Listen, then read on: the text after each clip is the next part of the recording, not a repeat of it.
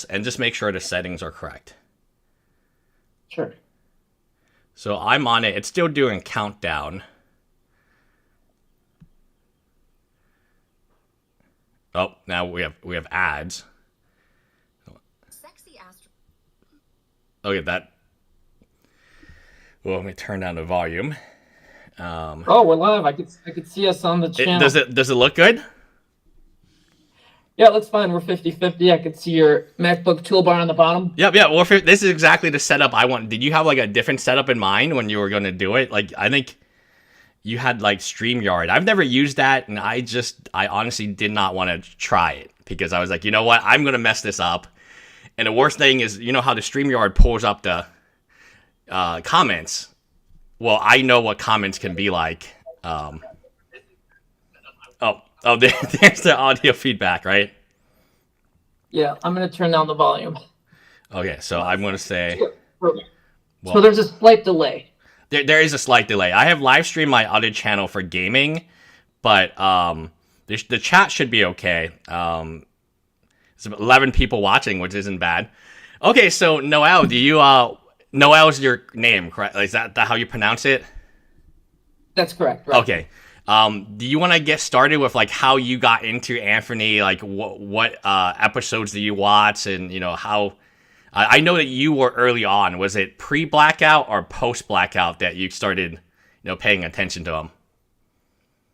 I was watching. So I'd call myself a casual watch guy. Mm-hmm. I was watching his channel, and I was interested in watches. And when the blackout happened, it really, scratched heads of a lot of people. People were wondering what the heck just happened. Where did they go? So I figured I had this new YouTube channel, and I thought, you know what? I've got a great idea. Let me make a video. I'll just do a business analysis of their business, talk about it on my channel. And, I thought I had enough there to kind of dissect or, give some insights onto what I thought was going on with their business. Yeah. And so that's when I started making videos. That video took off on my channel, not surprisingly. And yeah, and the algorithm kind of directs you, as far as what videos it wants you to make. So yeah, you can make other tax and accounting videos. Get no views, yeah. Nowhere usually, right? But you make a Timepiece Gentleman, Anthony Farah video, the views skyrocket. Well, I wish it weren't that way. Well, back in the day, Anthony's channel was skyrocketing. So it's a lot different than today. People don't realize that, like, when the blackout happened, anyone could make a video, Timepiece Gentleman, and suddenly you got 1,000 views. You're looking at the rest of your channel, you're barely getting 100 views for like a video that you worked really hard on. And then right. For an Anthony video, you said put a bunch of screenshots, you have a very good. So we have some comments. You guys are free to leave comments. We have 22 people watching. We will answer comments as we go along. Please be considerate. We're not here to necessarily. We're here to talk about Anthony, but right now I'm a lawyer. You're a CPA. I think this is an incredible discussion where you have two professionals talking about a business. So if you want to talk about trash talk or something like that, that's probably not the discussion that we want to have. Hey Ty, nice to see you guys. Yeah, comment. For me, I think it was part. I'm not going to lie. It's part views, right? I mean, the views are attractive when you're not getting many views. Mm-hmm. So it would be a lie if I said, okay, I didn't do it in part for the views. But the guy is so interesting. Sure. On Reddit, he has not one Reddit, but two Reddits about him, and they're both incredibly. I've never seen this from a business standpoint before, right? I mean, he was doing so well. And he was doing really well. He went from 0 to 130, whatever Grand Caliber. Grand Caliber barely gets any subscribers. So whatever their last subscriber number is. And I have never seen a rise that fast or a collapse. I mean, Do you watch a lot of YouTube, Noel? Or have you seen any comparable watch channels like Anthony? At the time, no. I mean, he had a meteoric rise. The views, the subscriber growth, it was... in my opinion, unprecedented, and it was well deserved. Those early videos were outstanding. They were really fun to watch. They were exciting. They were fresh, and it just drew you in. You wanted more of it. Yeah, and whether it was real or not, you still enjoyed it. You had that whole suspension of disbelief thing. But when the blackout happened, I still think it's all real because like it's so. I'll give you a situation and you give me your take on it. So what? Okay. So he lost a Richard Mille in the Grant Cardone event at a bar drinking. Right. He admitted that he was drunk and that somehow the watch. You know a watch, right? It's hard to like. I mean, you got to remove that. Yeah. I think. What I would believe is maybe he's showing it off. Maybe he's letting other people wear it and take pictures. That's the only way that makes sense to me. How much of that? And then he found it today. And the way that he found it was a client who was in the market for that same exact watch was offered it from a jewelry store who his name he will not disclose for whatever reason. He will put people on blast. He will put Jordan on blast, right? He's a fellow watch dealer, right? He had like 50,000 Instagram. He had to shut down his Instagram. I don't know if it's up anymore. How much? So I fell hook, line, and sinker. I think it's real because you can see the excitement in his voice. Like it's either really great acting or like, do you think this is, in your opinion, again, opinions, cannot be sued for defamation.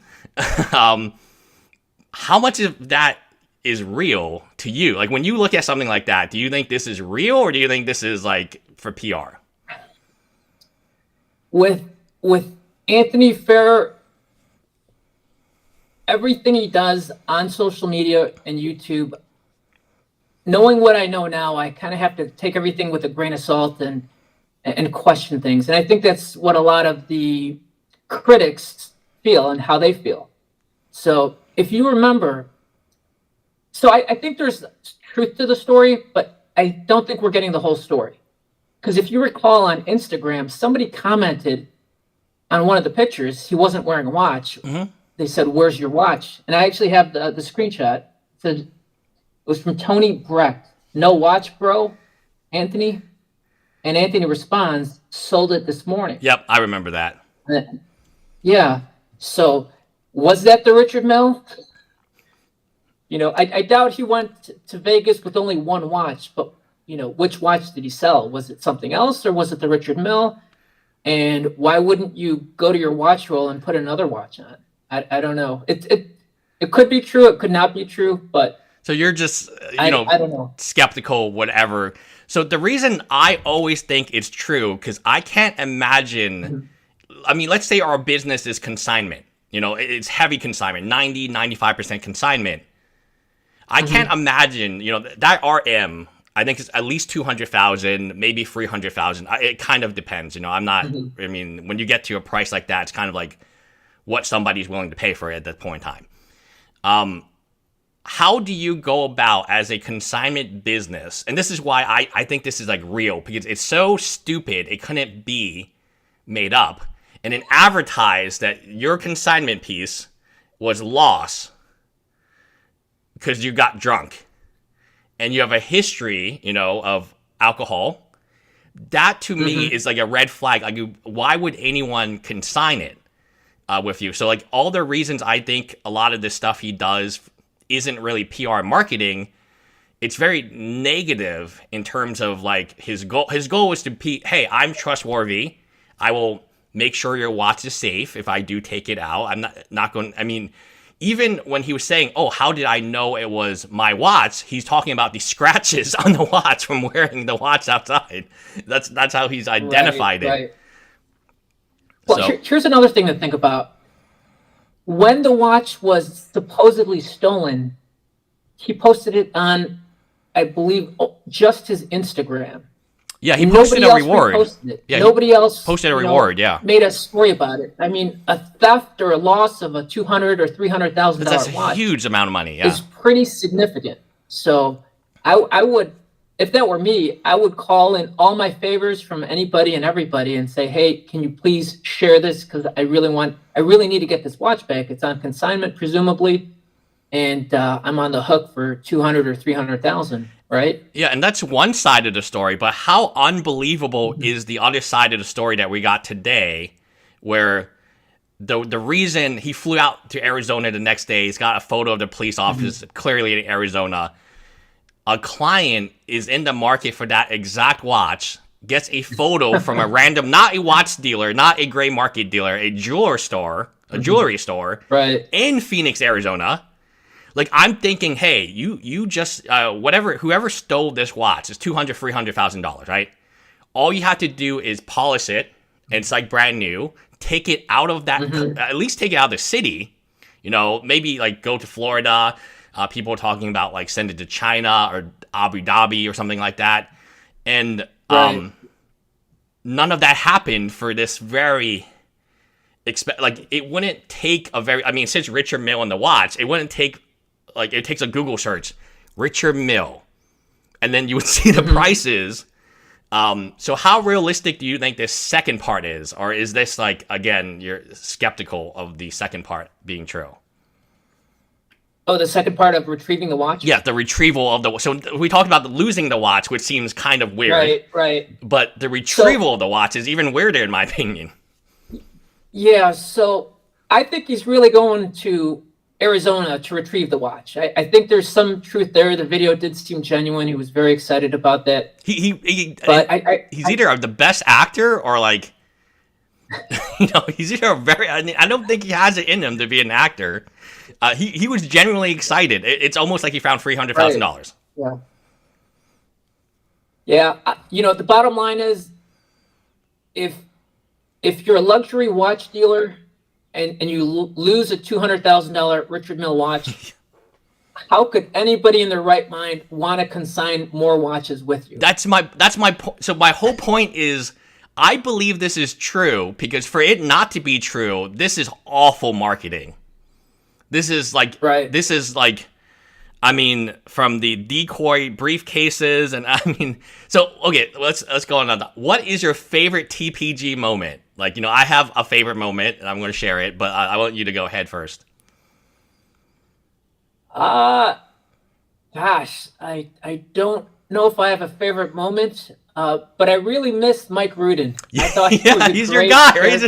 Is he a CPA? Do you know if Mike Rubin is a CPA or? I think he just had a financial background. Okay, so yeah, he came from the banking industry. He was good. I liked him, but and it probably wasn't his fault with the over reliance on the spreadsheets. Yep. But the old spreadsheets. Like all the Mike Rudin scenes, I thought those were the best. Well, the double invoicing scenes, or the hey, you paid them twice. Yeah, I think I thought that was crazy. Started to come to a head with Mike Rudin. I think he started to realize that he wasn't in the best place for him. Well, I mean, they roasted him. I don't know if Anthony intentionally meant to do that, but he made him look really bad. Well, they did it twice. You know, so it's like, you know, okay, one time, okay, but they did it. I actually did it twice. I remember. He just kept overpaying people. Okay, so a real quick question, and I'll share my favorite moment. Blackout, Marco's idea or no? I don't think so. I have no doubt it's not. Marco had no power at all to do marketing at the time. And he still has no power today. Right. In my opinion, he was just a patsy. I think there was definitely more to the story. I don't know what it was. You know, a lot of people speculated that maybe it was a financial circumstance, and, you know, they panicked. And that seems reasonable. It seemed really like a hasty, panicky decision that they did to pull their social media, scratch their name off of the door. Scratching the name was very weird because that typically does not. I mean, you're either going to do it to. I mean, they scratched it so it's their name is still. I mean, it's just kind of weird that the whole way they did that. Right, and you know, you could think about it any which way. There's no way in anyone's right mind you would think that's a good idea. Especially with consignment. So exactly, you're losing your reputation, trust. and that's what business is all about. So No, I yeah. can't see that as being a legitimate excuse. And if you remember the charity video, which they quickly pulled, it seems so contrived. So I don't buy it. Well, it was like one video in charity, but they were supposed to give back every month, and then there was no more giving after the initial, blackout video. It was very awkward. Right. And if you remember the spread, the sheet of donations, they all ended in 11 cents. And they were supposed to keep a track on their website. I remember they were supposed to update their website every, month to see how much money was going. And there were some pretty good charities. There was like a food bank. It was a women's shelter. Yeah. So the charities they picked weren't like, it wasn't Darby's skateboard park, which I don't know if you remember that episode where Darby wanted to make a skateboard park for his friend or something. Right, and his friend who needed a kidney, and he was raising money for that. Yep. And you made a very good point in your videos that raising money doesn't help you get a kidney any Exactly. faster. No, I mean, if that was the case, then all the rich people would just get organs, and I mean, there would be no point of having a list. It would just be whoever. It's just be eBay. Okay, when an organ goes up, we just put it on eBay, and you guys bid. And that would be unless he was horrible for society. Unless he was going to a different country to get his organ. I think he got it in the U.S. I think he got it in the U.S. I think he got it in the U.S. Okay, so I'm going to share my favorite moment, and you can comment on this. I have a lot of really interesting moments, and I'm going to kind of disclose a little bit that I haven't disclosed. You got to keep it kind of spicy for the comments, right? Which is still talking about tugs. The comments. You guys can ask questions, and I'm almost positive Anthony is watching because he is always watching social media. So when I had this discussion with Anthony, and he left me a voice message, and he wanted to talk, and we're texting back and forth, I legitimately did feel really bad for him. Because what we're talking about is this Wesley individual who, there were fake reviews. I have fake reviews on my stuff. Right? It's not fun. There's no way to remove it. It's not a fun time. Right. And I did have compassion, and I said, hey, this is my last video on Anthony, and I was 100% serious on that. Within, I think, 4 hours of that, and I know he watched the video. He watches all my videos because he sent me screenshots of them. He sent me, I think, 15 screenshots of all my videos he didn't like. Within, I think, 4 hours of me saying, this is my last video, I wish you the best, and that was an honest video. That was an honest video until the next big, event. And then 4 hours later, he's posting about me online as his, I'm just like his number one hater, motivating him. And I'm just like, we had this talk, Anthony. I wouldn't say it's agreement, but I think it was an understanding that, hey, he asked me, can I make positive videos about him? I said, you got to do more positive stuff. And one of my favorite positive moments about Anthony, he's watching this, is, I don't know. This is an old episode. I really love the old episodes a lot more than the new ones are really boring, honestly. He is, sitting by himself at eating drinking coffee, right? And a woman comes up, a young lady comes up to him and say, hey, you're my inspiration for not being, I'm alcohol free for, X amount of months and so on. And I thought, wow, this guy can actually, benefit felons, right? So he's an ex-felon. He can give them hope to start their own business. And it's hard to be a felon out there because any job application you fill out, hey, are you a felon?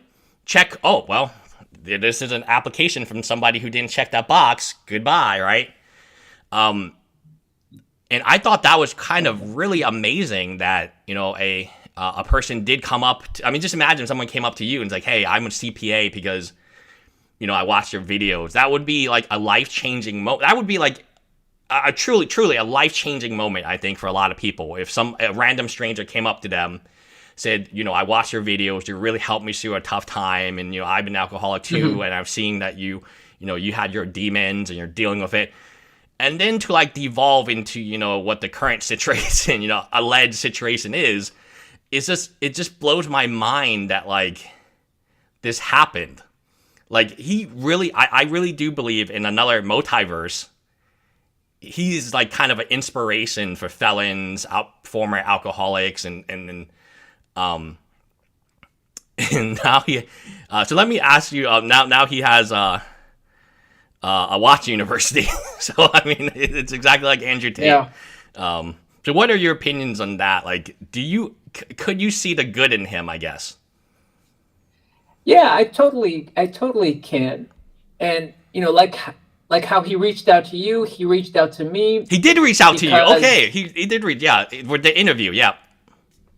Yeah, so we were supposed to do an interview. That was totally his suggestion, but ultimately he reached out because he was trying to or wanting to like clean up his reputation. Right. The video that I made about him, the rise and fall of the Timepiece Gentleman. It's number one was for it's number one on yeah, Google. it was on my blog. It was on the first page, and he wanted that real estate.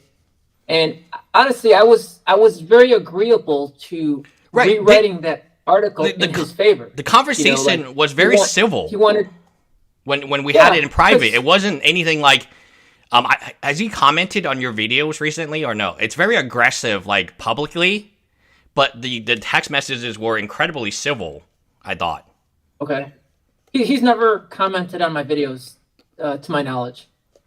But yeah, he was very, he was very nice on the phone. I had a lot of compassion for him, and I was totally willing to, do that for him. As was I. Yeah. As was I. I'm a nice guy. You seem like a pretty nice guy. I'm not out to, hurt anybody's business or reputation, because business is really tough, and you're a business owner without anybody, trying to mess you up. It's just very tough on its own. Yeah. I mean, he is. Yeah, so I was totally willing to rewrite that article. I mean, I would have done it for nothing, to be honest with you. But he was proposing all these things and dangling carrots, if you will. And so how I was like, yeah, sure. So okay, interesting enough, the interview, did he just kind of ghost you, and there was no like, hey, he didn't even tell you he was not going to do the interview. He just ghosted you, or how did that happen? Yeah, he just never responded to my email. Okay. And so that was in November, and I was trying to rush things and get things done before the end of the year because, I do tax accounting. Yep. Makes sense. And I was going to start to get very busy. So if we were going to do it, I had to, kind of do it right away. So, I didn't have a setup for it. So I had to buy equipment. I had to buy some streaming software that I could record. Oh, wow. Okay. So you actually spent money investing in it. Yeah.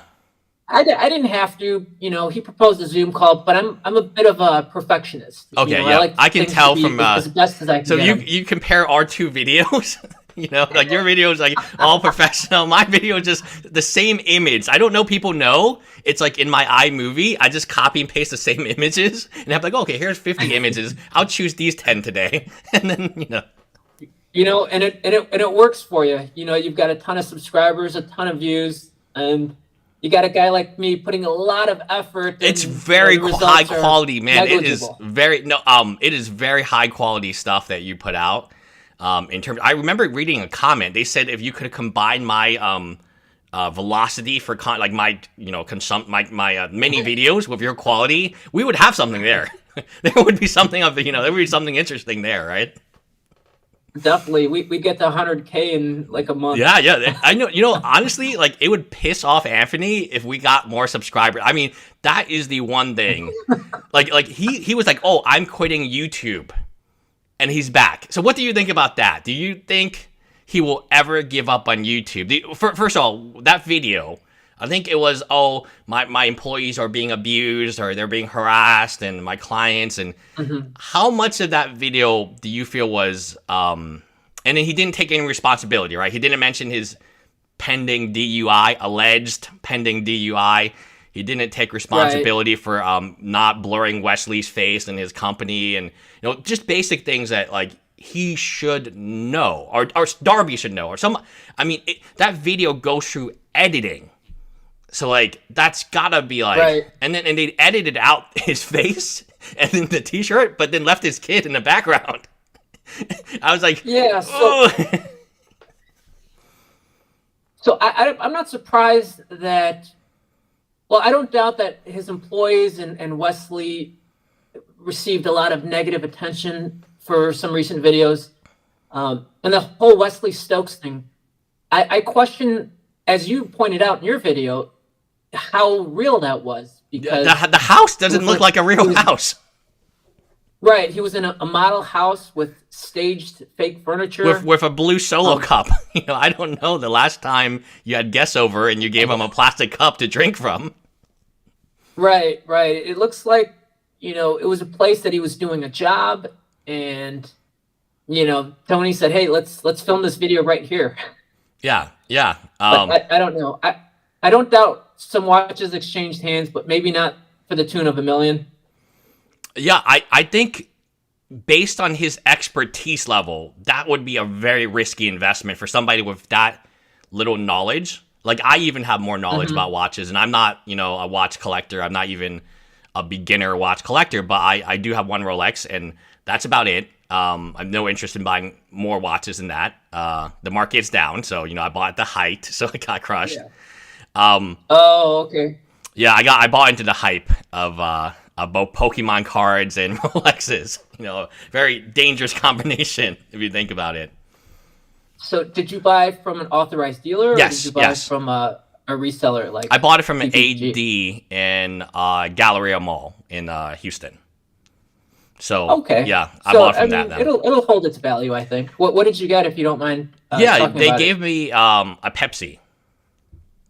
Okay. So Very nice. I work with, I'm not going to tell you what client it is, but the client I have has 100 other clients, and every year for a sales celebration, they go out and we use that Rolex deal at the same exact AD and Galleria Mall. And then we probably do 40, 50 pieces from them a year, even during the bad years. Like, I'm talking about 2015. 2016, 2017, 2018, whenever a salesperson reaches a goal and sells X number of items, they get a Rolex. One of the milestones is a Rolex, their first Rolex. So it's not like, so they had one come in. I bought it during the height. I could have sold it. I could have flipped it for, 50, 60% over retail, maybe more.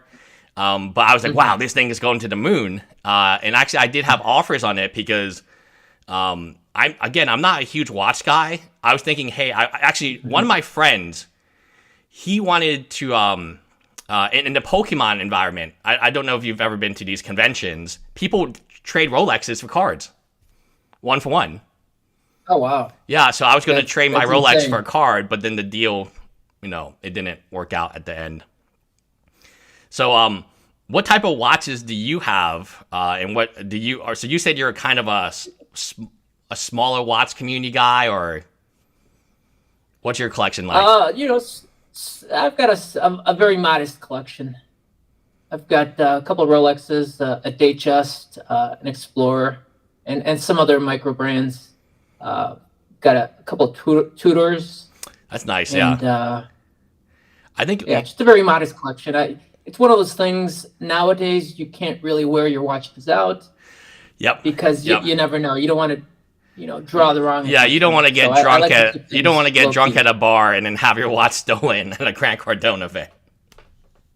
Oh yeah, you hear about stories. You hear about that every day nowadays. Yeah, you follow somebody, Miami right? Or wherever. Yeah, Grant Cardone got his RM stolen too in Miami, so it's very one of the theories I had was, maybe like he gave, you know how like he has a post and he's like, I paid Grant Cardone $500,000. Well, that's like kind of, if you split that in half, $500,000 for 2 years, the 1 year deposit would be the price of a RM. And that's true. So so it's kind of interesting. Hey, Grant took my RM. He's a fan of my RMs.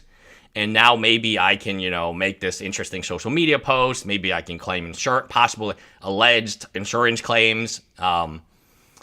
So let's talk about the side characters. Who is your favorite? So Mike Rubin, Mike Rudin, right? Rudin. I call him Mike Rubin for some reason. Rudin is your favorite side. Who's your second favorite side character in the whole? There's been some real interesting people in this whole storyline. Honestly, my second favorite would have to be Clove May. I love Clove. She's my she's my one. Yeah, do you remember the dress? Yeah, the dress with the the very famous dress. I think I think.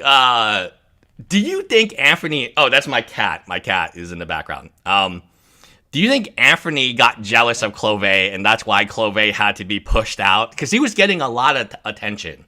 I think 70-80% of the comments were about Clove.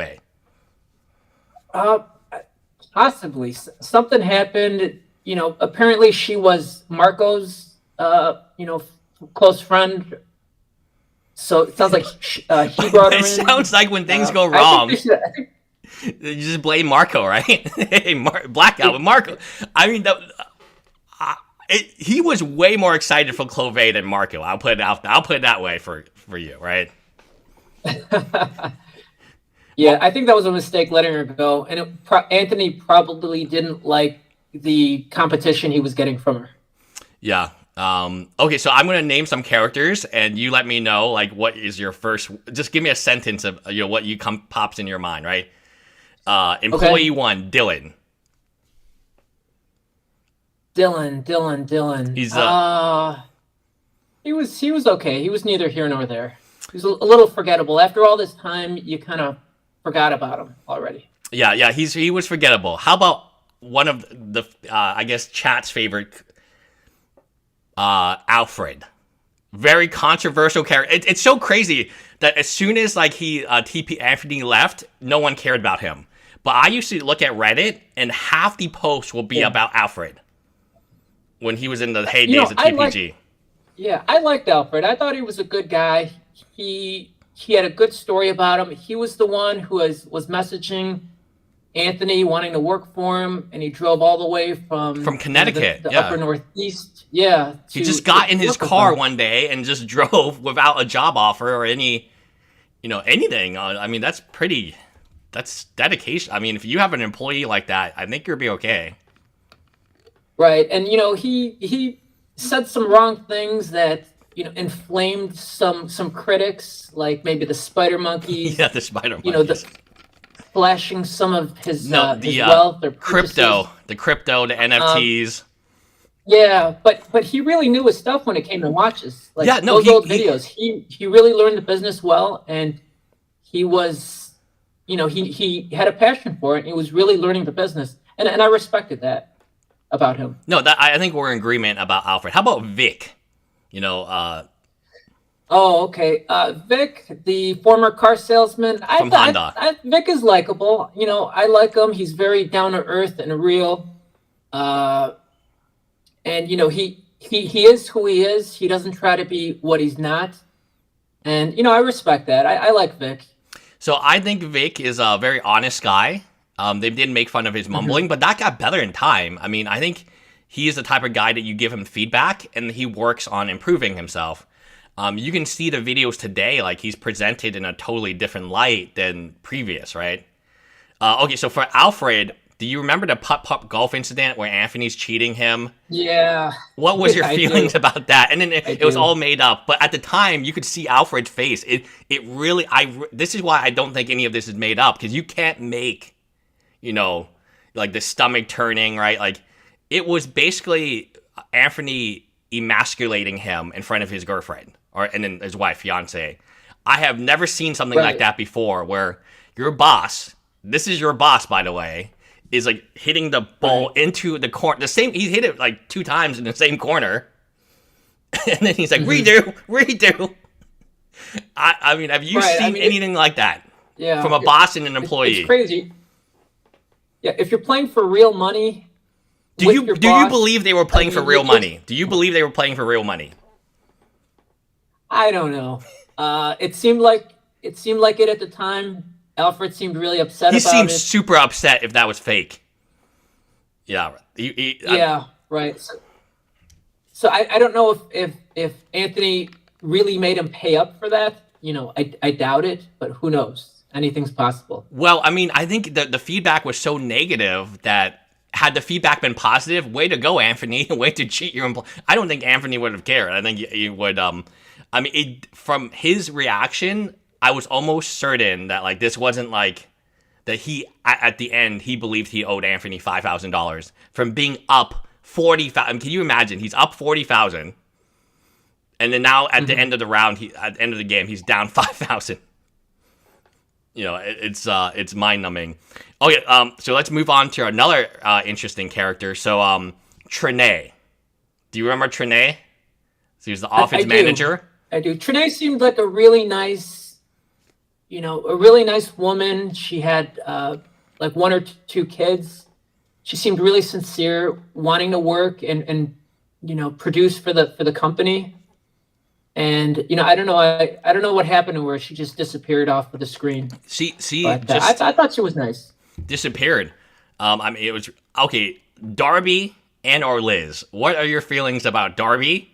And then I guess Liz. I mean, Liz has probably the most interesting development, in my opinion, from being off camera to being his assistant to being a saleswoman to now being like packaging, I guess.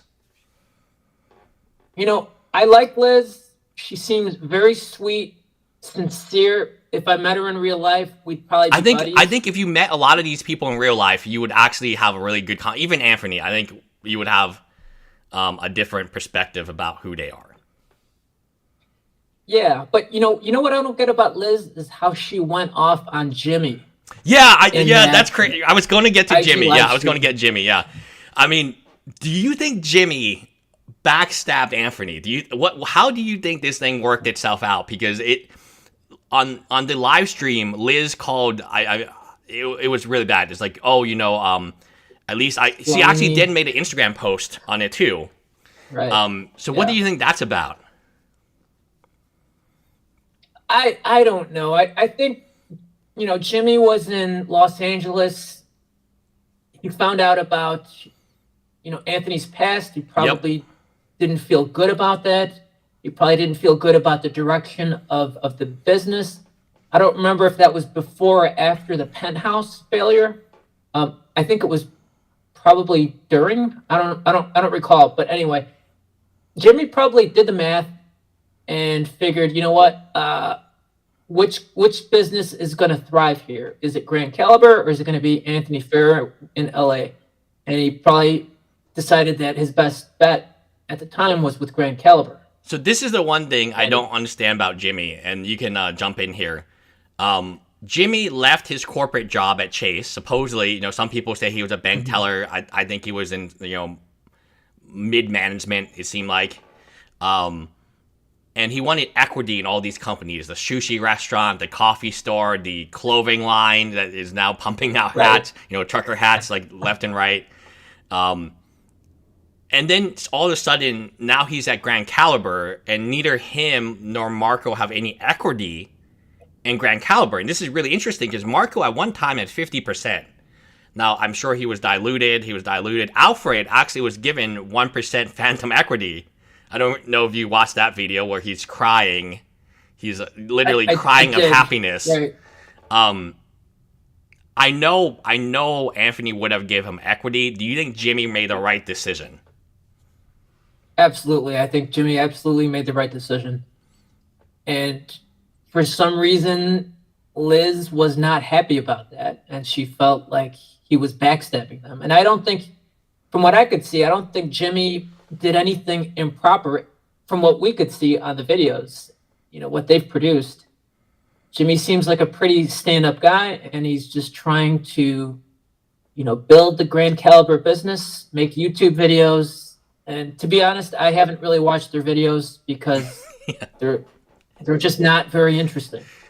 So if you had to pick any of these characters to do business with, would you pick Jimmy to do, let's say you had to start a business with one of these individuals, including Anthony, including Liz and Darby, and it would probably be Jimmy or Marco. I probably would pick Jimmy. Who would you pick? Okay, so this is like at a partner level? At 50-50. 50-50. Employee level? Yep, 50-50. It would most likely be Jimmy. I think he's very bright, and he does get a lot of criticism from, but I give him respect. He's on Reddit. He's responding to the criticism. That's not easy. They're ripping him to shreds, but he's still responding. They're tagging him. He knows that they're not tagging him to congratulate him, whenever he sees a little notification, he knows it's not good, right? When he sees a bunch of them.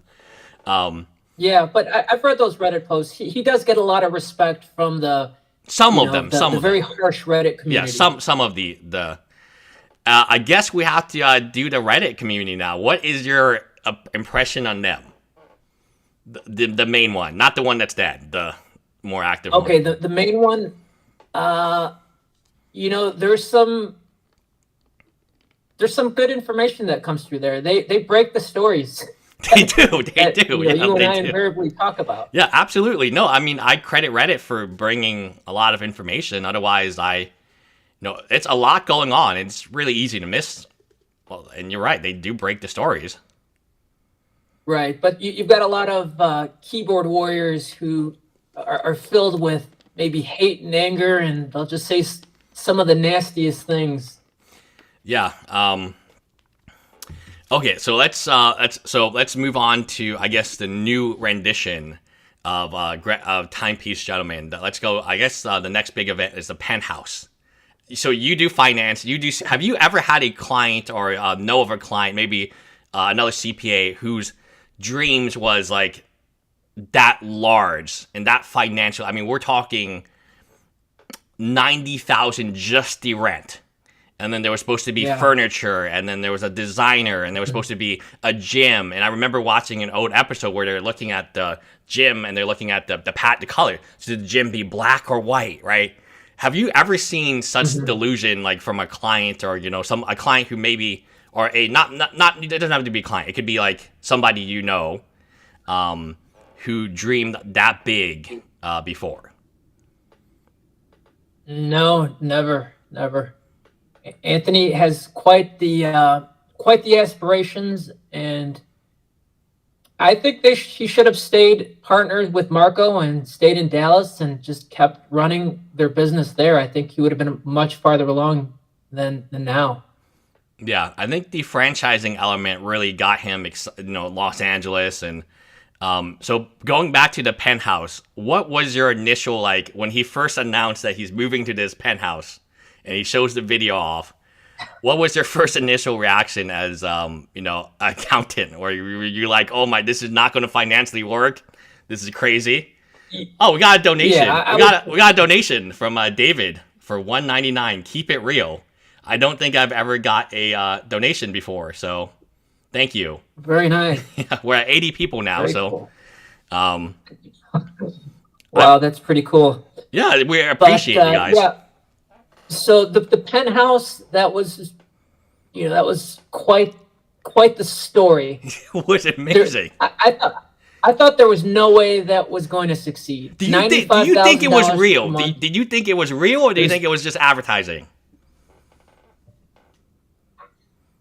At the time, I thought it was real. Now, maybe it wasn't real, because, and I'll tell you this, maybe I should or I shouldn't, but when I did talk to Anthony on the telephone, he told me point blank that things that you see on social media and YouTube, and he was talking about himself, his own channel.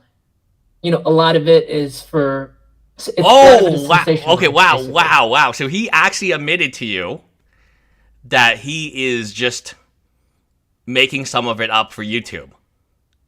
Or can you repeat some of it? Yeah, so you don't know which is made up.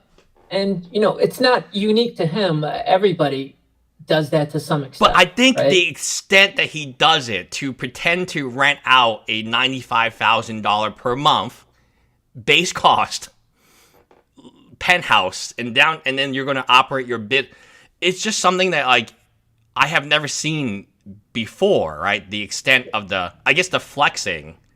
As a if Anthony was your client, and he came to you for, like, information about counting, would you tell him to stop flexing, or would you limit, what he posts on social? Would you tell him to stop? I mean, he has that very famous post where he says, I think, only poor people pay taxes, rich people don't, and he's got, like, all his money, right, stacked up on Instagram. Right. Well, I could tell you with certainty he would never be my client. Okay, wow, low blow. I just wouldn't accept him as a client, but yeah, I would totally tell him, and I've tried to do that in your videos. Yeah, and they're very reasonable. Together constructive, feedback, and he's thanked me for it. He said, during the blackout, your video was the only video that actually gave me constructive feedback, okay, and I so appreciated what, that. what was the time? So he's contacted you multiple times, correct? Yeah, he has. After the blackout, he commented on that video, kind of thanking me for, putting it out there. He appreciated it. Okay. And he wanted to talk further to see how I could potentially help them with their business operations. Oh, so he did. He was at least interested. How did that go? Did he just forget one day and ghost you, or he just didn't bring you up anymore? Well, with that, I sent a polite response. He tried calling a few times, but to be honest with you, and like I mentioned earlier, there's no way I want to work with, that type of business, because there were just, one, logistically, we're 1,000 miles apart, and I've got a young family, so I couldn't travel right now, and I wouldn't want to. And with somebody like that, there's just too many red flags to even get involved with. So I like to keep things nice and easy and straight and narrow. Going back to the tax situation about sales taxes, and do you collect them? Do you not collect them? I mean, do you feel that they had a CPA at all? Like it felt like they just kind of made stuff up as they went that was beneficial to, especially early on, right? I would expect Mike Rudin, he probably was the only, I would expect him to know, right? But were you as somebody who actually knows about taxes and sales taxes, were you seeing red flags anywhere? Yeah. I potentially, from what I could see on the videos, it's hard to really say, but I can tell you in Texas, to call yourself an accountant, you need to be a CPA. Mm-hmm. So Mike was not an accountant. Mike was not an accountant then. Yeah, so he did refer. I do remember him referring to a CPA doing their taxes. Okay, so they did have somebody needing to get things done, to get their taxes done. Do I think they were doing everything correctly? Probably not. And they've kind of showed us that on screen. And, we should ask Jimmy, because Jimmy could tell us. Yeah, he had to clean up the mess after, yeah. Right. Well, we could just ask Jimmy the Hulk that he was gifted as a signing bonus. Good point. And that was worth probably $15,000-$20,000 at the time. That's taxable income to him. Did he pay taxes on it? And he also gave Marco a watch. Remember at Norset? I wonder if that, and he gave Darby a watch. Mm-hmm. Right, Darby definitely got a watch. That guy gets everything. How do you feel about, I guess, the relationship, even from a professional, I've never seen this before, where his actual eyes were funded by Anthony, right, and then he got paid time off. His car, rented or leased, is funded by Anthony. He got to pick his. So I have heard scenarios where hey, a person gets to but the corporation picks the apartment. He got to go apartment shopping, and it's right. It would be at this point in time. Anthony never shows his apartment because I'm imagining it's not worth flexing, but he has a really nice apartment, And then they hired Liz, which is his girlfriend, to be a salesperson. Probably paid her sales commission. Is there anything not right about that scenario? I watched your video, but for people who didn't watch your video, go watch Noah's video. Subscribe to his channel. He has good content. Can you just repeat what you said in that kind of video, or maybe elaborate a little bit on the tax situation with Darby and perhaps Liz? Okay, so I don't know the specifics. I don't know if they are or they aren't. But my video was on the topic of disguised wages. Yes.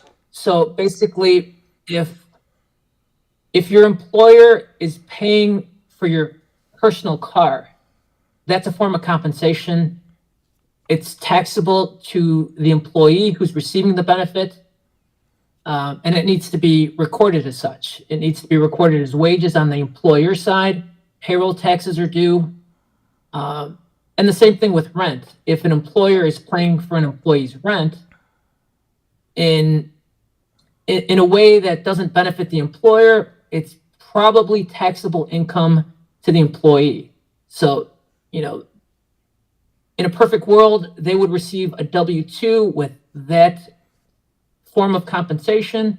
The employer would pick up that addition in form of salaries and wages for that employee. Basically, payroll taxes would have been calculated and withheld. It's basically a bonus, right? So it's calculated as a bonus.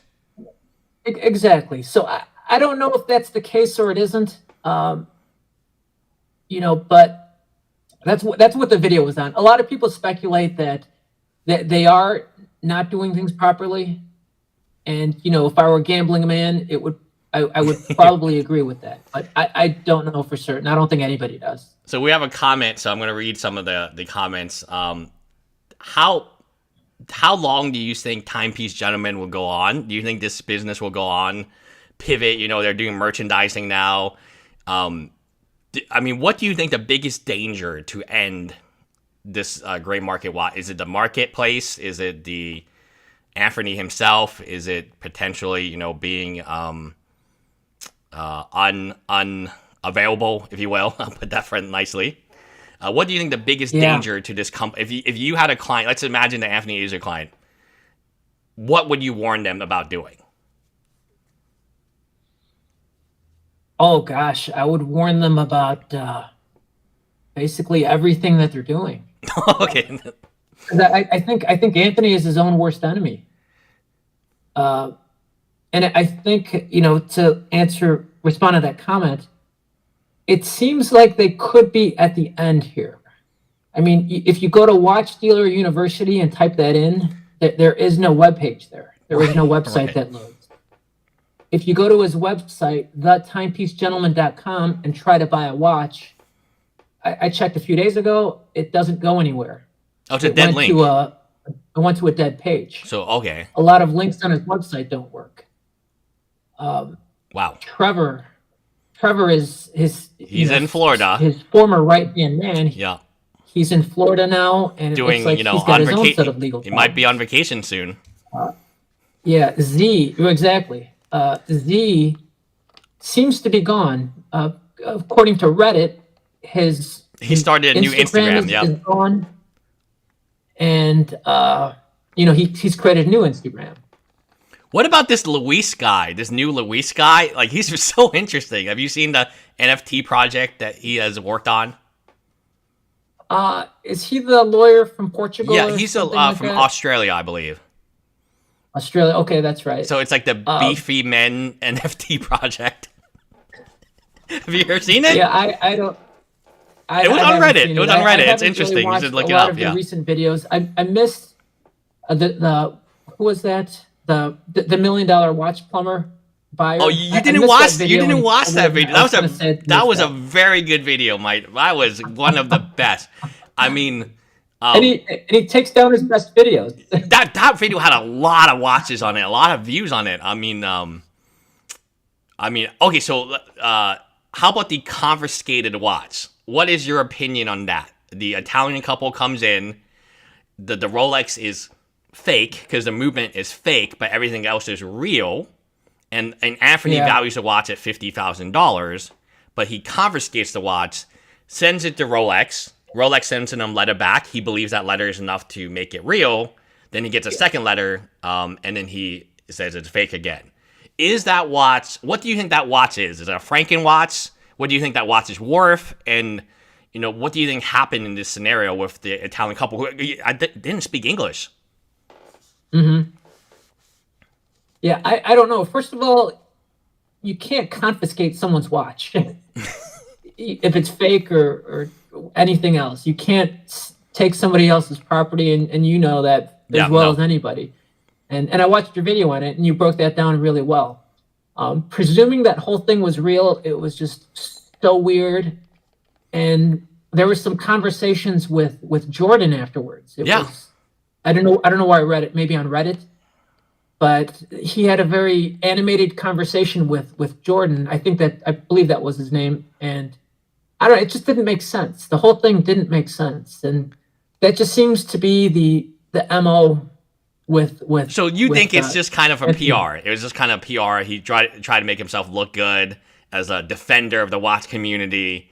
And then like he forgot that like but like he ruined somebody's reputation, Jordan's, right? Right.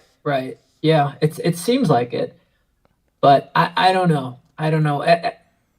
Right now, I take everything in with a grain of salt because it things just seem so strange. All the dealings, the confiscated watch, $500,000 for Grant Cardone courses.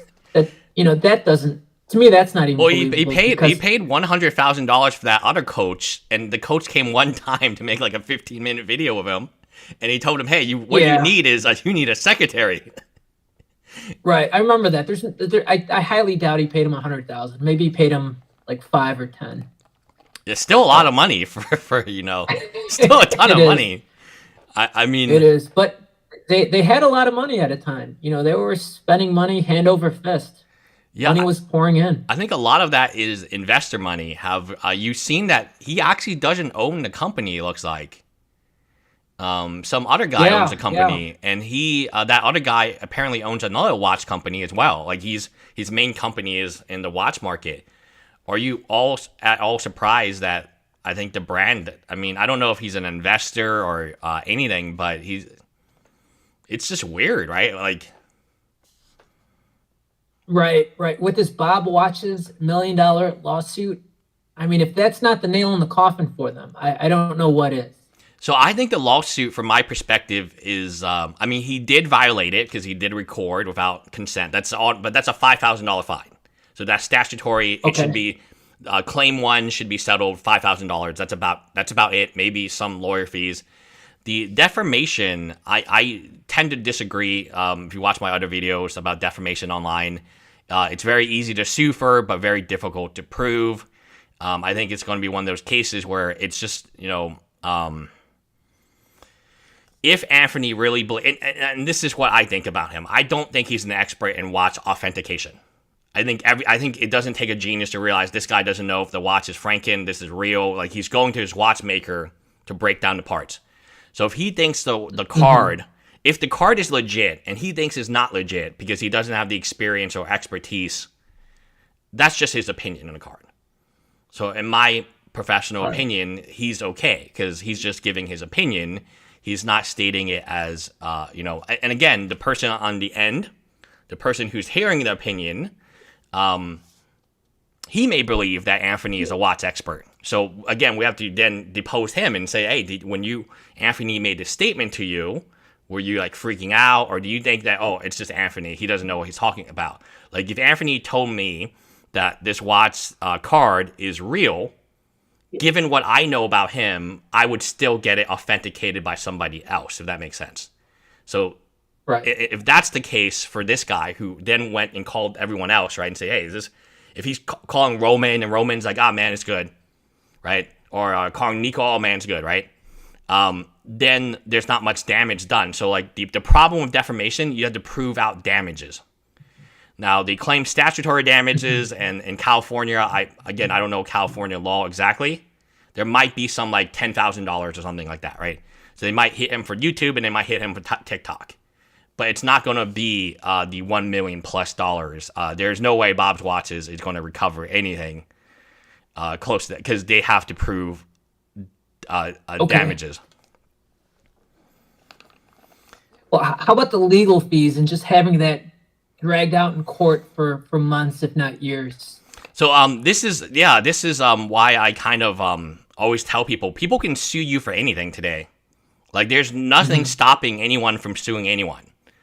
The legal fees, often courts don't award, legal fees to both sides, right? Because if it's a okay case, if the case has some merit, which this one does, right? So there's one claim that's correct. It does have some merit. It's not a meritless claim.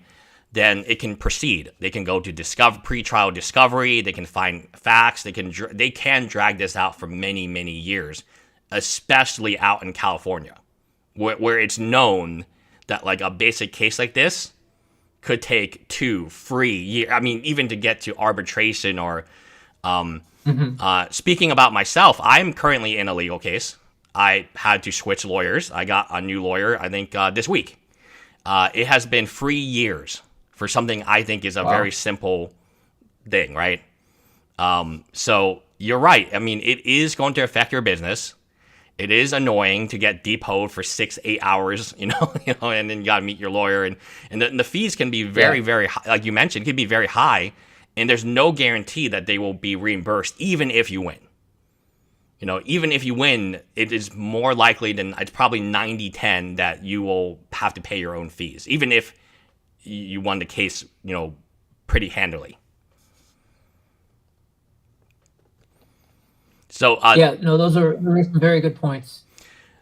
I don't know how much more time you have. It's almost 9. I do have some extra time, Noah, and I would definitely throw this out there. If you want to do a live stream on your channel, I'm more than happy to join you on your channel in the future.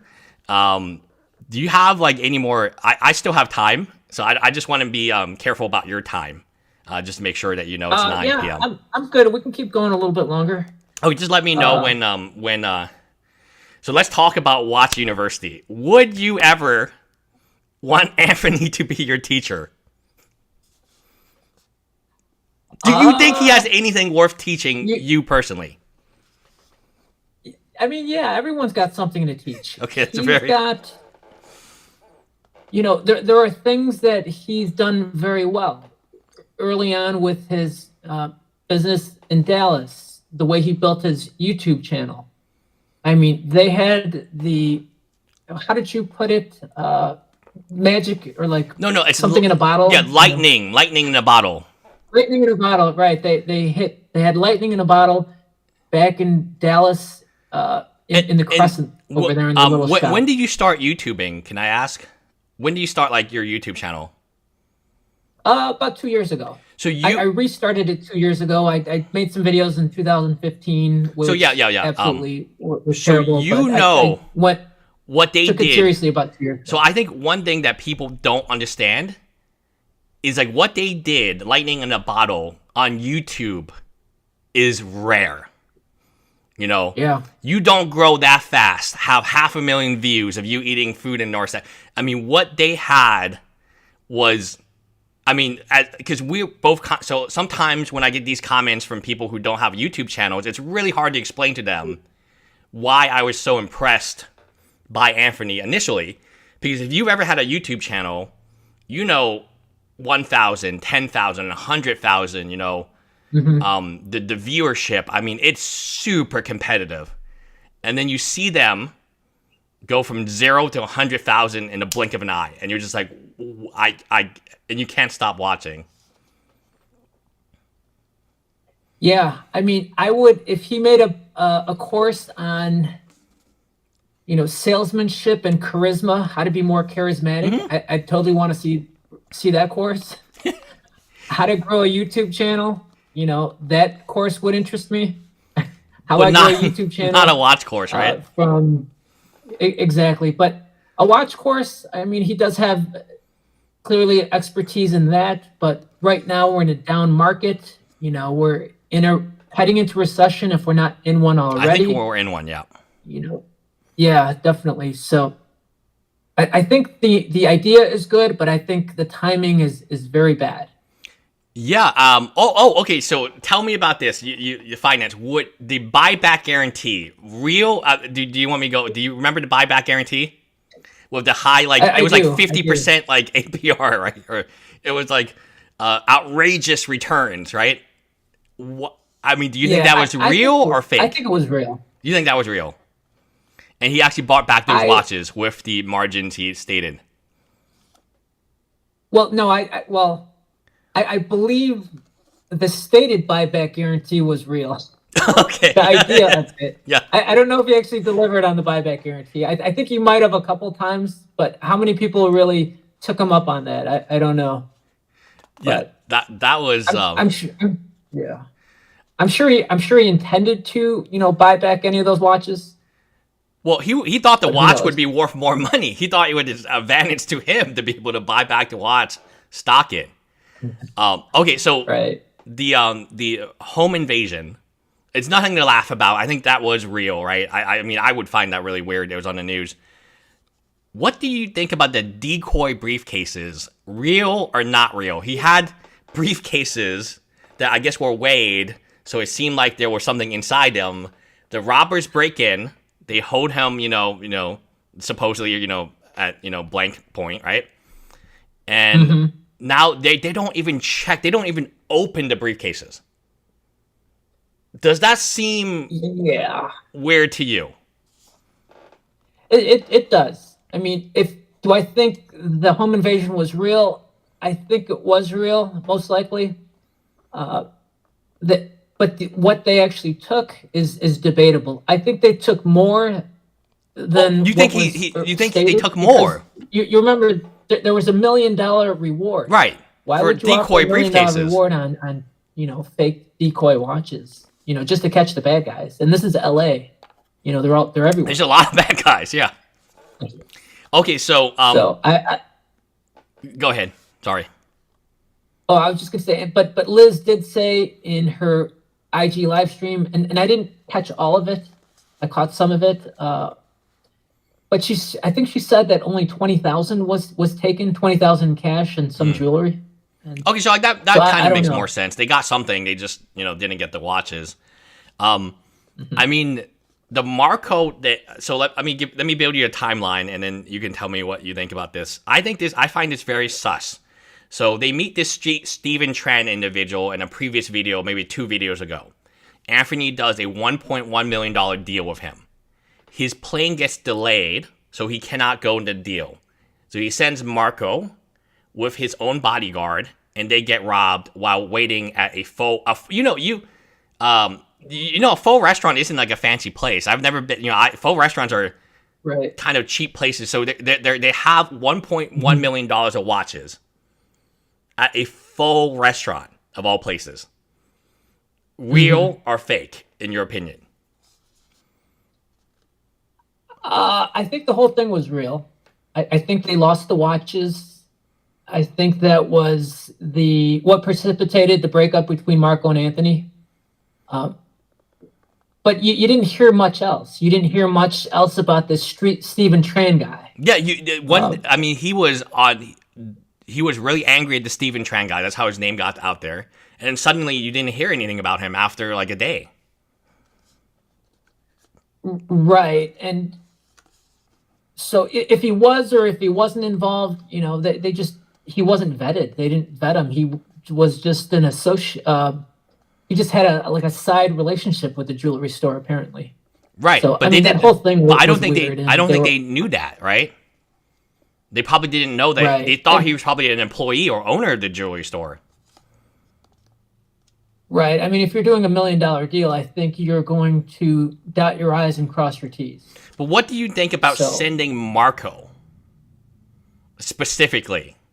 That out of all the people, we only sent Marco. We didn't send Marco and Darby. We didn't send Marco and we didn't wait until Anthony came back. I'm sure they could have delayed it a few hours. I mean, if this were a movie on Netflix, completely fiction, to me it would seem like he was being set up as a fall guy. That's what right? Every time it's Marco's fault. It's Marco's fault. It's Marco's fault. I mean, I have to question if there is a play on insurance, right? Right. Yeah. Because I mean, a lot of things are getting stolen at a pace that is almost unbelievable. RM stolen, the home invasion, stolen, right? Some items were stolen. Marco robbery stolen. And this is a company that when they were moving out in one of the videos, they found like a Sprite in the back of like a desk somewhere that they forgot about. I don't know if you saw that video.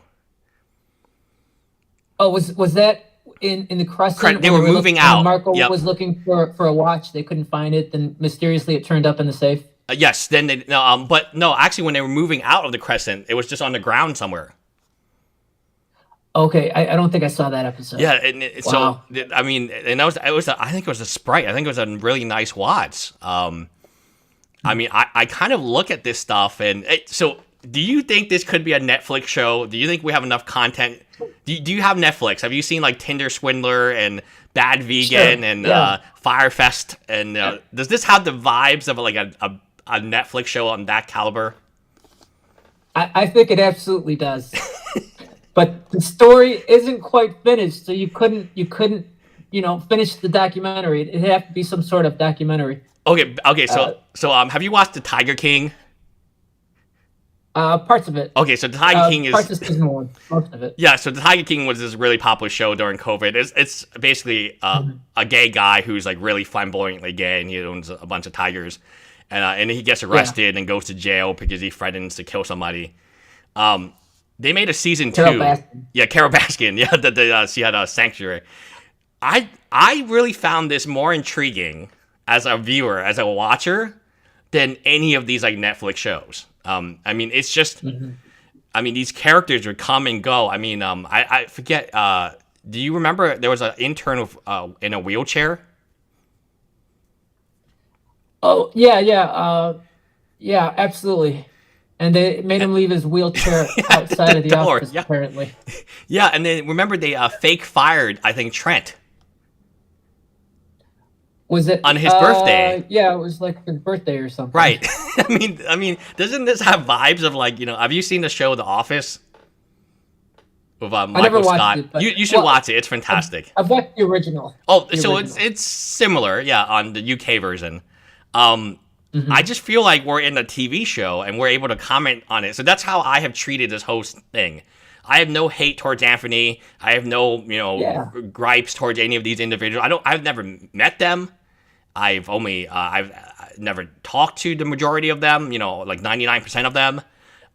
It's just like watching a show, and it's in The Office, you have a character, the boss, Michael Scott, and he's always making a lot of buffoon decisions. Like, it's almost like that. Is there a comparison that you've seen on TV or anywhere else that you would say that this reminds me of this show? None that I could think of offhand, but you do make a very good point. Watching and following the Timepiece Gentleman saga is like a reality TV show, like the old MTV shows that you would watch. And it just keeps on going, and it's just really, it's fun to watch. It's fun to follow. And you just don't know what's real and what's not real, and you don't know what he's gonna do next. Yeah, I think that's kind of people are super concerned that I wouldn't have any content to make because he quit YouTube, but he just announced that he's returning next Monday. So in fact, all he did was take a 1 week break from YouTube. I saw that, and apparently. Well, I believe he's going to come and talk about the Richard Mille that it's going to get views. Okay, over under 100,000 views in that video on Monday, within a week. I would say under. I think his views have been faltering. I think it's going to be 50, over. I don't know. I don't really know what his view counts have been, but they haven't been great. But you would watch, right? You want to know what happened to this Richard Mille. It looks like he's going to make a whole story about it. I would watch it, yeah. I would definitely watch it. Yeah, I mean, it is, it's, the way I look at this is like we are watching reality TV show, and there's all these interesting characters who I've never met, I've never talked to, so they're not, like, I hate to say it, they're not real to me, in the sense like they're real people, right? Like, even I'm talking to you, I've actually never talked to Anthony, except via text or, comments in my comment section. And I've never talked to Darby or Liz or Jimmy Marco, so they're not like they are reality TV for me. But it's interesting because it's something Marky would call immersion experience. So almost it's like a lot of scammers in Nigeria, romance scammers, right? They convince you that you're living in this alternate reality where you're married to this guy, and he's he's a very young, attractive male or female, right, depending on the gender. And you guys are living this fake relationship online, but it's like really real to you. And that's why you keep giving money to them. And what they say about that is you're not being scammed. You're just paying for a real immersion experience where what you do, like your video that you make, impacts whether or not people comment negatively or positively on Anthony's content, which then impacts how he responds and the future content he makes. That does not exist on Netflix. Like you said, in this case, it's not over yet. The people in the chat, me and you, we have the ability to impact how this story kind of ends. Maybe a very tiny amount. But, if you make a video about this, people will start asking Darby and Liz about taxes and, hey, and you understand that there will be, some questions about them that people didn't think of until you made that video. Right. Yeah. So Anthony has always had Netflix aspirations, as we all know. Mark Wahlberg. But I think, text him every day. But I really think now they're getting closer to, achieving those aspirations, because after everything that's happened in LA till now, I mean, if that's not a Netflix documentary, I don't know what is. Yeah, I mean, I could see at least a few episodes. I find that I really hate to say this, but it's so addicting that you just can't stop watching what he does next, because it will always shock you. Right. I'll be honest that for a while there, I stopped watching the videos because they were becoming repetitive. He was making deals or calls from his office, the South Rodeo Drive office. Some of those calls seemed like they could be fake.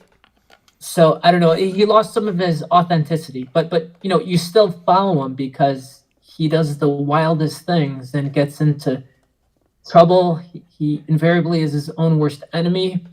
But he's got so much potential. He really does. That is the one thing I've been saying this whole time. A lot of people. So I'll be honest. During the blackout, I had to believe I own a marketing agency. As a marketer, there's gotta be a really good reason to do that blackout. So I thought maybe he has it lined up that he's going to talk to I forget what his name is, that big YouTuber out in Los Angeles that does watches. Steve will do it? No, producer Michael. Oh, producer Michael. Producer Michael, because they had something set up for him, right? They were on the plane and he canceled it when they got to Los Angeles. Right. Even Peter Marco didn't want to see them that day. Yeah.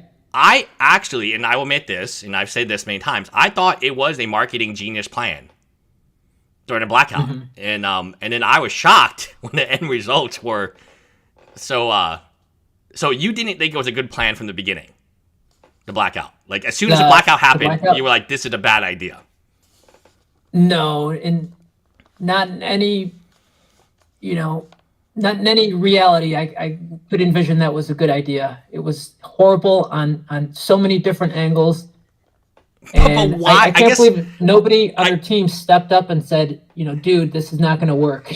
But I guess I don't know. Why they were growing like this, right? With one videographer. They just hired Matt. Matt is in the videos.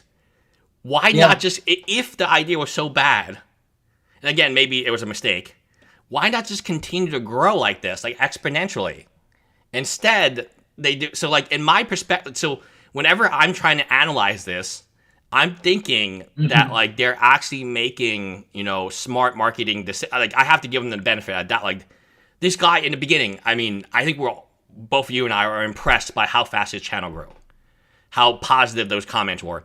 I mean, he had 200 people donate $2,000 to him for who knows what, because it was never specified. That is, he had 100,000, 200,000 for people to donate, not to him or Marco, but to Darby's friend we don't know or don't care about, who this is the first time we've seen him, and now we're going to donate money so he can supposedly have a liver transplant or whatever. And then, I mean, and then he had these students. Okay, let's get to the student. I forgot. What is your opinion on his first class of students? So I'm talking about Ja. I'm talking about Z. I mean, do you think that was real or fake? That he had 10 students, and they all paid him somewhere $35,000 to $50,000 supposedly. Okay. I believe he probably had students, and they probably paid him some amount in the thousands. I don't know if it was I doubt it was anywhere close to 25 or 35, but you never know. I mean, that 16-year-old kid Ethan had a lot of crypto money to Yeah, to maybe throw crypto, around, yeah. and his mom and dad had a lot of money apparently. So that is a So hot topic. Okay, so maybe okay, so I mean I guess we have to address this kind of politically. I do want to address it because there have been comments about this situation. How weird was that situation? I'm not going to describe it, but I think you understand what I'm talking about. yeah, Was that weird, or like, is that something that like you look at and say, okay, that makes sense? it was. It was. I'm a pretty conservative guy, and I think the whole thing was, you know, everything we now know. I think the whole thing was And completely remember, we didn't inappropriate. know any of the massage things at that point in time, right? Right, So right. when that I mean, event happened, even without that, it was still kind of weird. yeah, but when that event happened, okay, so there's a big name that we have not talked about. I don't know if he's still doing YouTube or not. What do you think about the Watts Nicholas event? Like, that was Oh, a Watch Nicholas. huge drama. Yeah, There was an I love. apology. Yeah, I love the old Watch Nicholas videos. I was an early supporter of his videos and his channel. I liked what he was doing, kind of, because he kept talking about like kind of what you're doing now. He kept talking about Anthony and the Timepiece Gentleman, and he kept it current for a lot of us who wanted more of it, I guess. Well, okay, so let me get to some specific questions, and you don't have to answer them. Do you think Anthony doxed the wrong person? Because in the apology video, he says that he doxed the wrong family. Uh, so that does make sense. I believe he probably did dox the wrong family. I mean, imagine And how Watch terrible that Nicholas, was. it seemed like Watch Nicholas was playing along with Yes, the wrong yes. doxing, because he never came out and said, haha, you got the wrong guy. Yeah, I mean, interesting enough, right? Like, I mean, like, this is why I think a lot of what Anthony does cannot be fake. It just sounds so bad. So, like, you're doxed the wrong people? Like, like, you didn't even know if this was the right person and family, and then now I mean, their images are online. There's YouTube channels, just ripping on them, and, their sister and Oh, wow. I mean, it's I don't know. So you were pro Watts Nicholas, correct? Or at least, I guess not against, at least neutral. Yeah, no, I was pro Watch Nicholas. His stuff right now is you can't. I don't think you can really watch it unless you watch it live. So I really haven't watched anything recent. I've tried, but it seems like the topics were like really like off topic and tangential to Timepiece Gentleman or any watch talk that I was interested in. But I do like Watch Nicholas. Okay, so yeah. I'm a fan. Oh, you're a fan. So me and Watts Nicholas, he leaves a lot of comments, like just blah blah blah, duh, duh, duh, duh, duh, and I kind of got annoyed of it. So eventually I had to block him because he just kept leaving the same comments and comments and comments and comments, and it was always like donate, donate, donate, donate, and it's like I don't want that on my channel. Like, it doesn't make any sense. Like, what do you think about So wait, he was asking for donations on your channel? I think so. He used to comment a ton of times on my channel until I blocked him, and it wasn't because I disliked him. I just disliked having that many comments, right? Sure. About So I think he's a smart guy. I like his dog. I like all dogs. It's a cute dog. I do think that a lot of the that period of drama. Obviously, Anthony put his entire focus on one individual, why his life was going so bad, right? In his kind of attack video. I felt that was unfair to Watts Nicholas. I did at the time believe he was doxxed, and I felt that was very unfair to him to be doxxed in that manner. But in hindsight, if he wasn't doxxed and it was some random family, the one critique I've made in the past about that was just come out and say, hey, I wasn't doxxed. You would save that family a lot of grief. right? True.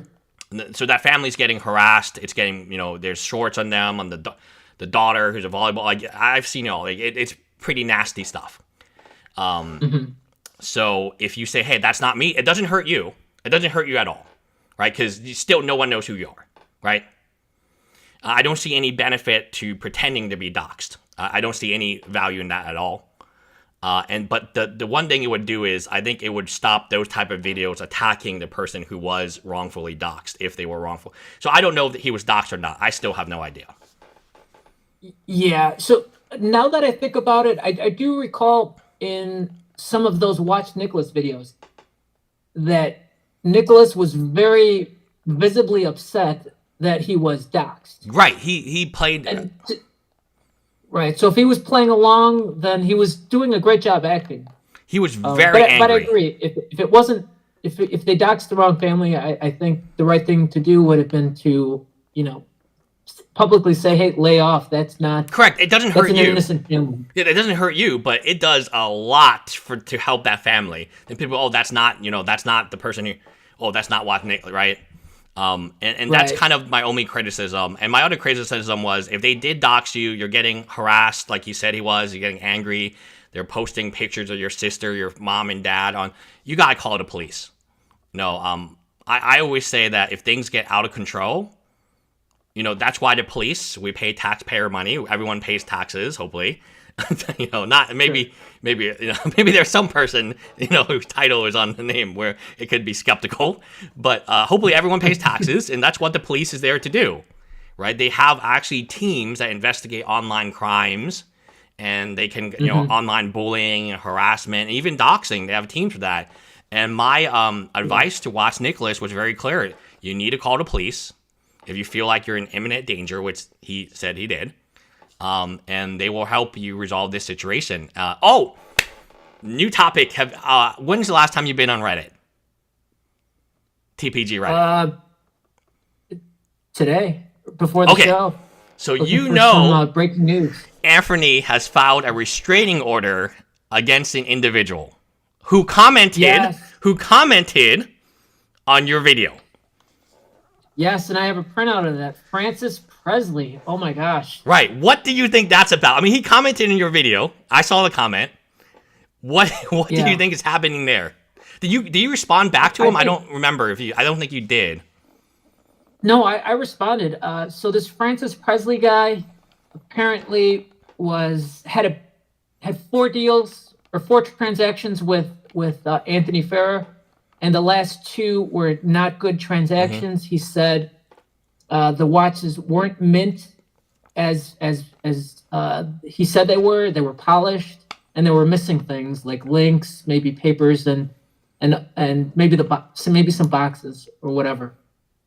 But so he was really upset about it, and he was trying to track him down. He lives in the east, somewhere in the East Coast. He said he went to Vegas a few times to try to catch him at the IWJG shows, and he went to, I think he finally tracked him down in Los Angeles, and Anthony said to him, oh, I'm really sorry about that, after he realized he couldn't intimidate him. I'll make it right with you. Let me take down your number. And then he said he was just ghosted all over again. And coincidentally, on Reddit, I don't know if it's real or not, it looks real, but somebody posted a restraining order. Yes, that's what I'm talking about. Yes, that's what I'm talking about. And boy, what a coincidence. So what do you think? I mean, you kind of interacted with the guy. I actually know who he was because he commented on one of my early posts, and we have this chat, and it gets very, very obsessive. Like, he's very obsessive, yeah.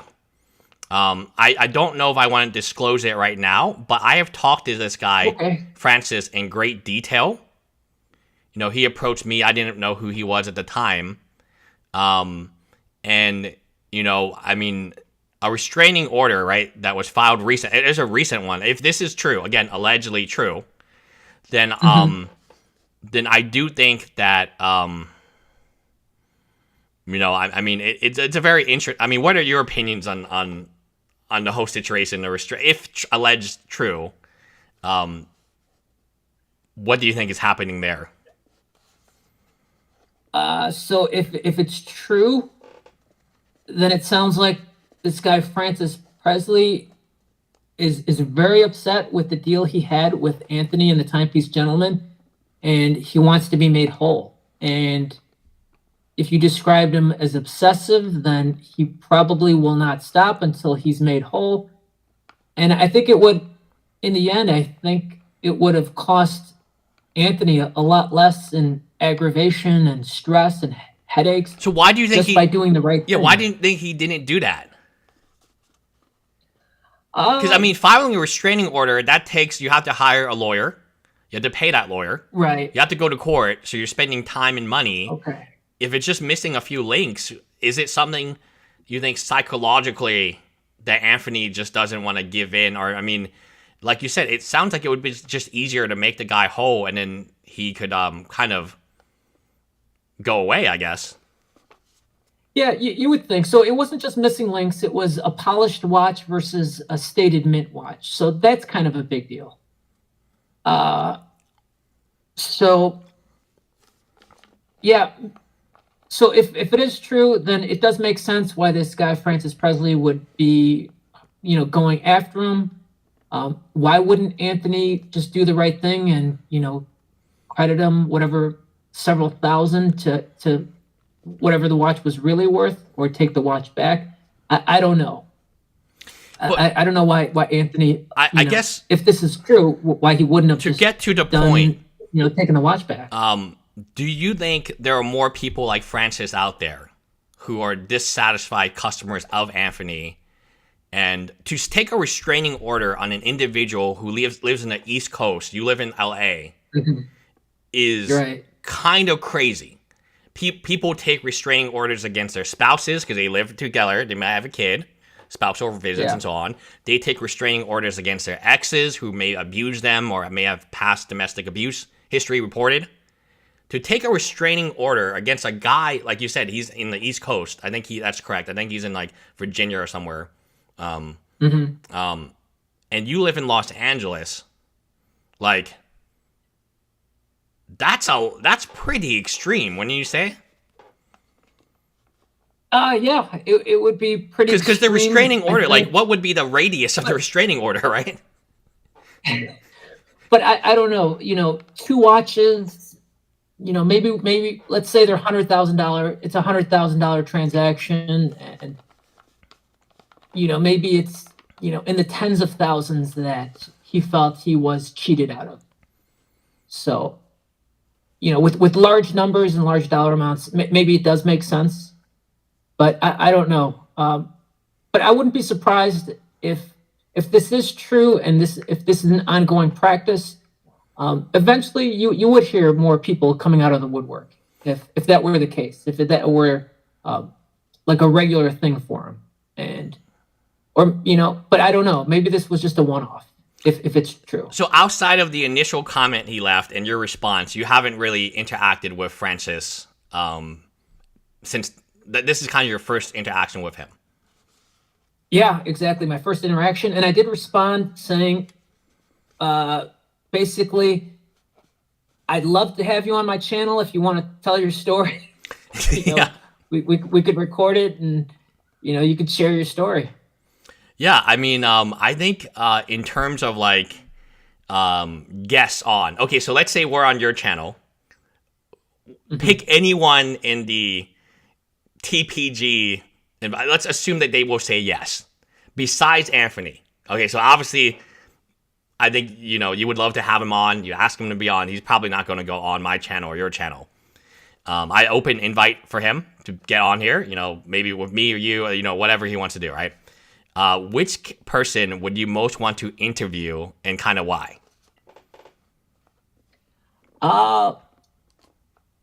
So it would be close. It would be a toss-up between Alfred and Jimmy, but I think it would have to go to Alfred.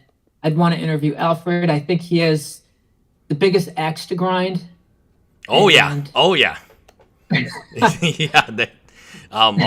He was pissed. Remember, like, when they got the home invasion? He was like, do you see that tweet that he deleted? It was like serves you right or something. It was like Yeah, it was yeah. like I didn't see it, but I heard about it. yeah. I mean, I think okay. So they picked a team: Darby, Liz, Brian. Like I mean, no one has seen Brian in a good time. You know, the second videographer, right? He's been MIA. Oh, right. Yeah. If you had to, oh, go ahead. Oh, Brian, didn't he already leave the company? He did, but there was no like goodbye. I mean, they had a goodbye for Alexis, who was an intern for like a day. There was no like. Oh, okay. It was on Liz's like Instagram. He left the company. They had a goodbye party on April 1st, which I thought was like a joke. But he's not been seen since that time, and we are in almost the end of May. So let's say you can pick anyone in the OG TPG. Right, and you can say Mike Rubens and Cloves. You pick 4 people to go with you to Los Angeles. Who are you going to pick? To go to Los Angeles? Yep, to start a new Watts business, to start exactly what Anthony did. Could I take Marco, or is he? Yeah, you can take anyone you want. You pick your team of 4. I'm going to pick my team of 4. All right, I would take Marco because his watch expertise is valuable. And I think that's what's missing right now from the LA TPG. So Marco, Alfred, I like his tenacity and his passion. I think he was underrated. And I would definitely take Mike Rudin. Yeah, the Rudinator. If he was available, because he knew his stuff, and I think he just got a bad rap. I think he really loved watches. He was always trying to buy watches. Like Yeah, exactly. So I mean, he was smart. He played it the way he wanted to play it. He built out his watch collection. And yeah, he did. On. He definitely did that. He definitely did. Every That's day. Probably what I would have done. He's like, oh, what's like? So he's he's got his own little room, right? Little tiny room with no windows, and he's coming down every day to see the new inventory to come in. It's like, well, I'll give you. Hey, boss, how about a John Mayer? yeah, exactly. And then the boss like, hey, if you can afford this stuff, I don't know what I'm paying you, but okay. So last pick. Yeah, so last one. The last pick, obviously Darby. Oh, Darby. Okay. His videography skills and editing early on were on point. And obviously Liz would come with Do you feel like Darby? Do you feel like Darby got lazier when he moved to LA? Did he get into that LA mindset where he's just on his bike, he's chilling, he's got a nice home?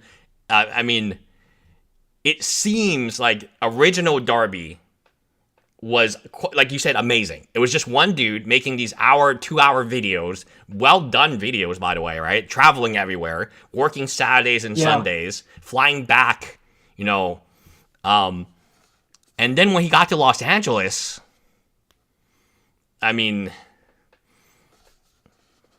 yeah, even before they left Los Angeles, I think Darby was already fading. But now that I think about it, Darby's editing was probably the secret sauce of why they were so successful in the beginning. Now, not taking away from Anthony, because he's got charisma and the ability to capture attention and to draw interest. But yeah, I think Darby was the secret sauce. Now that I think about it, with the early success. Yeah, so he was incredible in the beginning. I mean, he was. I thought about hiring my own videographer to vlog my own life, because I was like, wow, this guy like is crushing, business. I mean, I've never seen. I mean, and again, he was working really hard. So I guess my picks, I definitely pick Jimmy. I think Jimmy is probably the most business minded. He's impressive. He was able to do those Big Ten sponsorships and so on. That's not easy to do, because again, and he was able to do them again after the whole massage issue happened. So he was able to recover them. Now, was it a good marketing decision? No, it was terrible. It's a waste of money. But the fact that he was able to meet those people, have those connections, do that's impressive to me. Because that's not easy to get in that room to convince people to we're going to give you money. Right, but let me just add this. I would put Jimmy in the new TPG, not necessarily the old TPG. Oh, okay, we're going to But do. Okay, we'll do Ode and we'll do all. Okay, so that's fair. That's a fair comment. That's why you didn't pick Jimmy. Otherwise, you would pick Jimmy, right? Yeah, definitely I would. Okay, so you pick Jimmy over who? Over Mike Rudin. Okay, Rudinator. Okay, yeah, Rudinator. So the people who have impressed me kind of the most are Alfred. I think, like you mentioned, the guy moved from Connecticut. He loves watches. He's a young guy. Yeah. He's very passionate, and sometimes it comes off very, very wrong, right? But you cannot say that he doesn't love what he does. He seems bright. He seems eager to learn. So I 100% agree with Alfred. I would definitely pick Cove. I think that she could have dominated the women's watch market, like Anna. I don't know. Do you watch Roman Sharf? Not really, but I know who Anna is. Yeah, so he would be their Anna, right? A very, very early on employee who's learning the trade. I think it was good that she could take some of the shine and attention off Anthony. Sometimes you don't want that attention on you, just fully, right?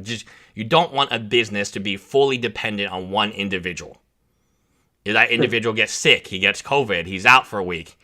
The other one I really like is Tyler. Tyler, the lawyer. Do you remember their trademark attorney? Okay, yeah, I do remember her, but she never really worked for TPG. But I would, yeah, she doesn't. I'm gonna extend it a little bit. I would definitely bring her on the team. I think, I'm making a team of. I think they would be good for TV. They want to be on TV. She was part of the whole blackout scenario, right? She's kind of egging on the blackout. I think she would actually make a very interesting participant. And then again, so Tyler, Alfred, Cove, and I think my last pick has to be Vic. Again, I would pick Vic over Marco. Vic is not the most knowledgeable, but he loves watches. I think the problem with the new team as constructed, is he just has a bunch of people who just are salespeople. There's no passion. There's no one talking about watches in their time off. Like Ja will talk about, oh, this is a watch I like. This is a watch I like. I think that would be my pick of my team. So it's a little different than your pick. I think I go more. So what is your opinion about a gray market watch dealer even having a YouTube channel? Do you think, based on what you've seen, it is worth it? If they're getting the views and the leads from it, then yeah, it's totally worth it. YouTube is a great platform. I encourage all businesses to get on YouTube. I was just talking to a lawyer friend of mine who specializes in lemon law. And I was telling him that he should get on YouTube and start making videos. And instead of paying Google whatever $5-10 per click, just create sometimes more value, and people will, or more exactly, and people will call you, with those leads. And if they're out of state and you're not licensed there, you could trade it with other lemon law attorneys on YouTube. Yeah, exactly. So, I really enjoyed having you here, Noel. Do you want to close up with any end statements or anything, questions that you have? Or I think we'll kind of open it up for questions to the audience. We still have 68 people. I think we got all the way up to like 80. I saw 80 something one time. If you have a question, if you have a question, leave it in the comments. And if it's appropriate, we'll try our best. But do you have any, ending statements that you want to talk about? If I want to wrap it up with anything, I just want to, say that, and I'm sure you feel the same way, you don't have any ill will towards Anthony Farrer and the Timepiece Gentleman. If anything, I wish them success and hope they do well.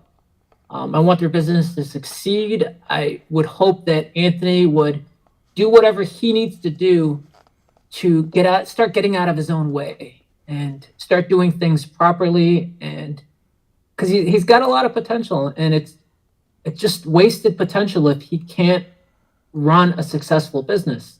maybe he needs to do something else, but I really do wish him the best. And, making these videos, I'm always trying to, add value and be constructive in a positive way. Has he responded to your recent video, Anthony? About the... No, I don't think he will. About the disguised So he hasn't. Video, No, he hasn't reached it out. Wasn't. It Recently. was. I tried to keep it as vague as possible. I don't want to, point fingers at any specific, company or person. But it was kind of general in nature, and I did have to rework the video to align more with that. Yeah, I did see that. Yeah, I saw kind of, like you mentioned. Yeah, you are much kinder to them than I have been in the past. So I'd basically like to. Okay, so here's a comment. Would either of us buy a watch from Anthony? My answer is no, because I'm not in the market to buy more watches. What is your answer, Noel? Would you buy a watch? Yeah, I mean, if it was a really great deal, fantastic deal, lowest price, the watch you've been dreaming of. If you could get me a Panda Daytona close to retail, I'd take that in a heartbeat. Okay, this is a very interesting point. So what you've stated is what I always thought to be true for business, because they're saying about the DUIs and so on, and business often is the lowest price. Would you agree with that? Like if you could get it C in hand, there's no shady business. Everything is done like according. You go to their store, you pick it up, you see it, it's real. You get it checked out, everything is fine, and it's $5,000 less. And I think this is Anthony's biggest skill that no one talks about. He can wheel and deal very well. Whenever he's negotiating on the WhatsApp, like he's getting watches for 70, he's flipping to, like in the same minute for 90.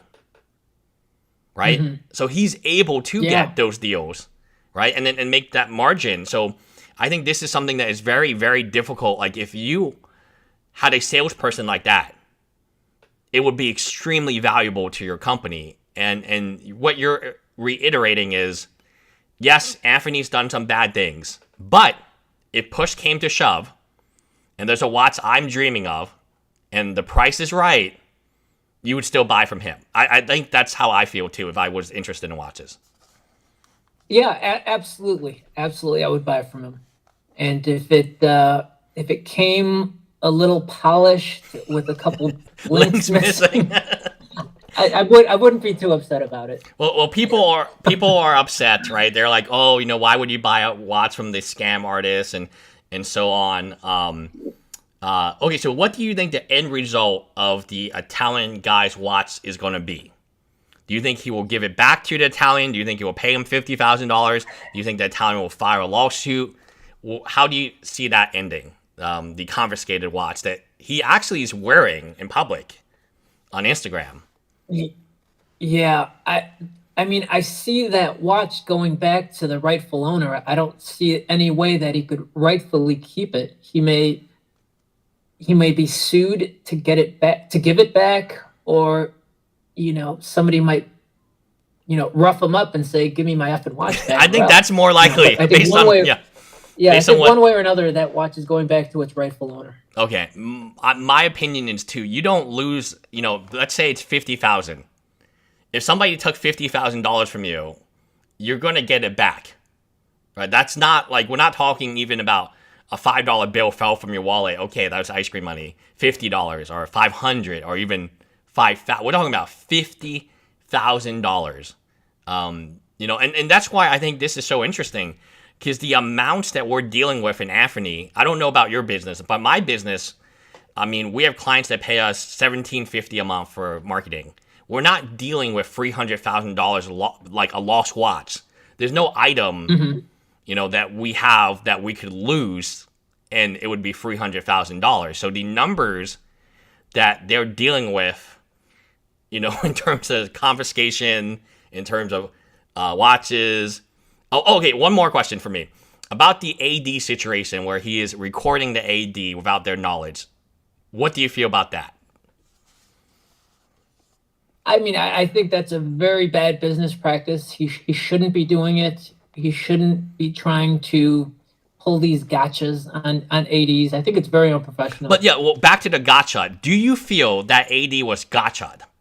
Do you feel that some... No, not at all. Not at all. Like... See, the thing with ADs is they're not watch authenticators. They're salespeople. They know reference numbers. They know models. They know pricing. And... you know, when they understand sales and creating rapport and relationships. And so you thought that AD was professional in the way that, like, he kind of handled it? Yeah. I mean, my local AD, they won't authenticate a watch if you brought it to them. Right. Okay. You know, they might give you an opinion, but it's nothing that you can take and rely upon. Correct. And that's actually what we found out when Rolex was sending those letters, and he apologized to the dealer. You know, it was very funny when he thought the watch was real and he had to make that apology to the group. Oh, the watch is real, guys. I think that's probably one of the weirdest things I've ever seen, where a watch is fake, it's real now, and I've apologized on the same group I said it was fake to, and now it's fake again. That just tells me this guy really does not know what he's doing. And he's not like an expert in authentication. And so like the whole Bob's watches thing, I don't think he knows what's fake from real. Like he will pretend to know. He will say, oh, I know this and this. But clearly, you know, I think Bob's watches is very confident that is a real card to be suing. And then therefore, Anthony did make a mistake there. Okay, so what is your dream watch? So if you could have any watch, Richard Mille, any watch, it doesn't matter about the price. You could even get the GP 101, you know, the $2 million GP 101 that Roman is not be able to sell for the last, you know, two years or 1 year since he's, I mean, that was a very interesting watch. So what watch would you add to your collection? And again, would you wear it? Would you keep it in a safe? Do you view it as an investment? So what watch would you take? You know, I'm a pretty down-to-earth, realistic guy. You know, I like the Daytonas. I've got a small wrist, and those fit pretty nicely.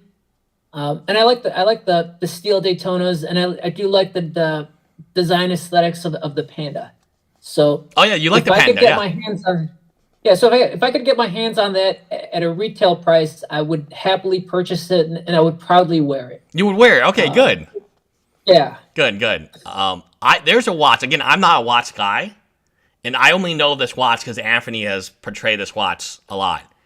I love the Rainbow Daytona. Okay. With all that's a nice watch. I mean, that's a beautiful. I think it's $100K or something like that. I mean, that would be like the grail for me. Like if I ever wanted to like get a watch, now like with the price point, it's kind of dangerous. It's not, you know, safe. You know, I always kind of worry about, you know, like, so it's a flashy watch, you know. So I get the whole Anthony about platinum. So I also like the platinum Daytonas. You know, it's funny. My AD offered that to me. Did you not take Daytona, one at Platona? What, you didn't take it? What's that? You didn't buy it, or did you buy it? No, I don't have $75,000. I didn't. You have can flip it. You can become a flipper. I think buy a watch. Doesn't it sell for more than retail? It does. At the time, I didn't really think of the resale price, and I don't know. I think you could have made at least 10,000 from it. More. Yeah, or more. But, you know, I'm not that flipper type, and you know that's a pretty large dollar amount. I would be even scared just to hold it. Yeah, hold it for even a few days. And yeah, even trying to resell it for retail. Well, I know a guy you can call. Well, I know a guy you can call, and he'll tell you exactly what he'll pay for it. You know. Yeah. Yeah. Can you imagine, like FedExing $100,000? Yeah, and this is the crazy part. I'm surprised more watches are not lost the way that they handle watches at shows, and you know, like I mean, the guy's literally flying in like coach, carrying $1 million of watches with him on the plane.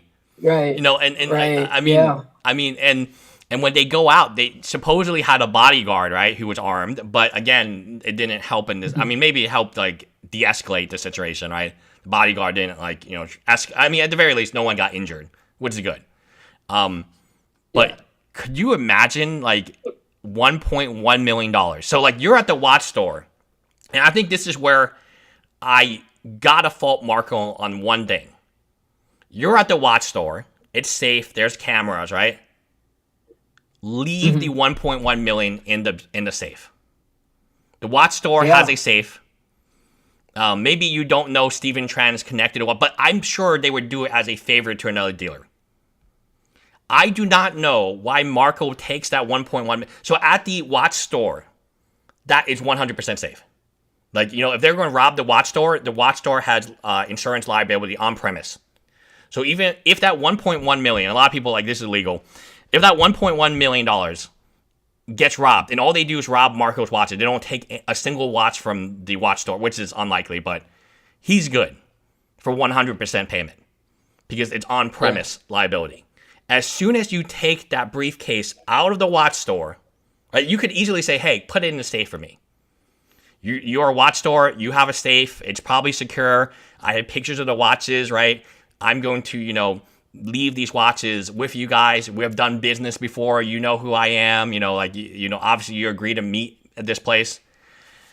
He takes it with him on a car to eat pho. That, I think, is a major mistake. In LA. Yeah, that, I think, is a major... So, again, it's hard to blame Marco for very much, right? This is a deal Anthony set up. This is a deal Anthony signed off on. This was a deal Anthony should have done. This is Anthony's bodyguard, right? So they did have a bodyguard at the time. But that, he's got to be smarter. And he's got to be thinking. The wheel's got to be turning, right? I cannot take this to a place I don't know. With a guy I don't know. You know, right. This watch, it is safe where it is right now. But as soon as it leaves this thing, the liability insurance no longer will cover. I'm positive that watch store has upwards of $100 million in liability insurance should something go wrong, right? I think maybe that's kind of why Anthony was mad at him. That's the only fault I could see in that scenario. Because he was mad. Anthony was mad at Marco. Sure, I agree. So I think, let's see. Do you think Anthony will be blackballed for his negative reputation among the gray market community? I guess that's a question for you. Wait, what do I think? Anthony will be blackballed for his negative reputation for gray market. Because I have not seen Roman in a while. I have not seen Nico. I have not seen Peter Marco. I have not seen producer Michael. I have not seen Timepiece Trading, right? Right. Or Wolves of Wall Street. I think that's already going on. I think he is getting excluded from the insiders. Right, he is. The gray watch. Because Roman just had his F1 celebration and all his buddies were there, but you know who's missing? His biggest buddy, right? His number one buddy, right? Is not there anymore. So I think and that was one of my questions I was going to ask him is how is his relationship with Roman Sharp? Yeah, I saw the list of questions. It was really well done, Pal. So this is a question for you, Noah. What got you into watches, and what do you think about the trend of YouTuber gray dealer watch community? You know, I've always have appreciated watches. You know, my dad owned a Rolex Datejust that he was always very proud of. It was a two-tone, vintage Datejust by today's standards. So I always liked watches and worn watches. What do I think of the trend of the YouTube gray dealer watch community? Do you watch any other gray dealer do you watch any of the other channels outside Anthony? I've tried, Oh, CRM. CRM is a really good one. CRM Jewelers. I like them. Yeah, they're okay. I mean, I've tried watching Roman's videos. I like the ones where he sat in front of a desk with the branded sign behind him, and he would just talk about watches. I like those videos. The ones where he's on the go and it's like copying Anthony's day in the life. There was too much movement for me. I would get dizzy watching those. But I do like the serious videos. Like I love Jenny L. I love her channel. Yeah, I've watched that channel too. There was another YouTuber whose watch Gringa. Have you heard of that channel? Watch Gringa, yeah. That was a weird scenario. She was asking for donations because her watch got stolen. Oh, do you watch Archie Luxury? Yeah. Do you watch Archie Luxury? Archie. Since you like watch Nicholas, right? So it's kind of like that kind of type of channel for the watch one, right? Oh, definitely. Archie is a character. He's a lot of fun to watch. But honestly, I haven't been watching a lot of watch-related content. If anything, I'm not looking to acquire any watches. I'm kind of it's a down market, yeah. And it's kind of lost its appeal. All these luxury watch channels. I'm sure that you're not alone. Saying the same thing. I'm sure you're not alone. They're not that interesting anymore, if I'm being honest. Okay, so how about Wolves of Watch Street? Have you seen that channel? I have, and I know they have the old gong. And they have the wolf, right? They have the wolf, and yeah. I mean, I don't really care for their channel for whatever reason. It just doesn't resonate with me. I mean, I used to really like the old original Paul Thorpe videos. Oh yeah, Paul. Yeah, Paul's a good guy. Interesting. I love his old stuff, but after his interview with Anthony, he loves Anthony though. He's ride or die with Anthony. He's ride or die, and I think it's I think he's a reasonable human being. I think he's very kind and very knowledgeable individual. But he's ride or die with Anthony, and that's like. Yeah. I mean, I think what was his video? Everybody was expecting a hard-hitting, real interview. Yeah. It's just like, Anthony, why are you so awesome? Why are you so awesome, Anthony? No one knows. And he said he couldn't hear him. Yeah. His earpiece wasn't working. But I remember when Tim Wright. What do you think about Tim? Do you know Tim Wright? Yeah, I watched some of his live streams. He's okay. Yeah, there's kind of like a meta going on with a lot of live streamers, and they kind of go on each other, and then they create drama, and then they feed, and then it's very honest to God, I don't know how they have time for that. Like, people always say how much time I spend. I sit in front of this exact computer, I pull the same images, and I talk for 10 minutes, and I upload. But these live streams can go for 6, 8, 12-hour live streams. I'm just like, how do you guys? What is there to talk? I can't imagine talking to anybody for 12 hours on YouTube straight. Yeah, I don't know. But, I mean, we've been going on. I see how they do it. We've been going on for pretty long here. I guess what we could do is we bring a guest, and then me and you, we eat dinner, and then the two guests go at it. And then those two guests, then we replace them with two other guests. Exactly. You know who we need to get on here? Who? We should try to get Jimmy on here. We can. Oh yeah, you know what? So Noel, are you Vietnamese or I'm Chinese?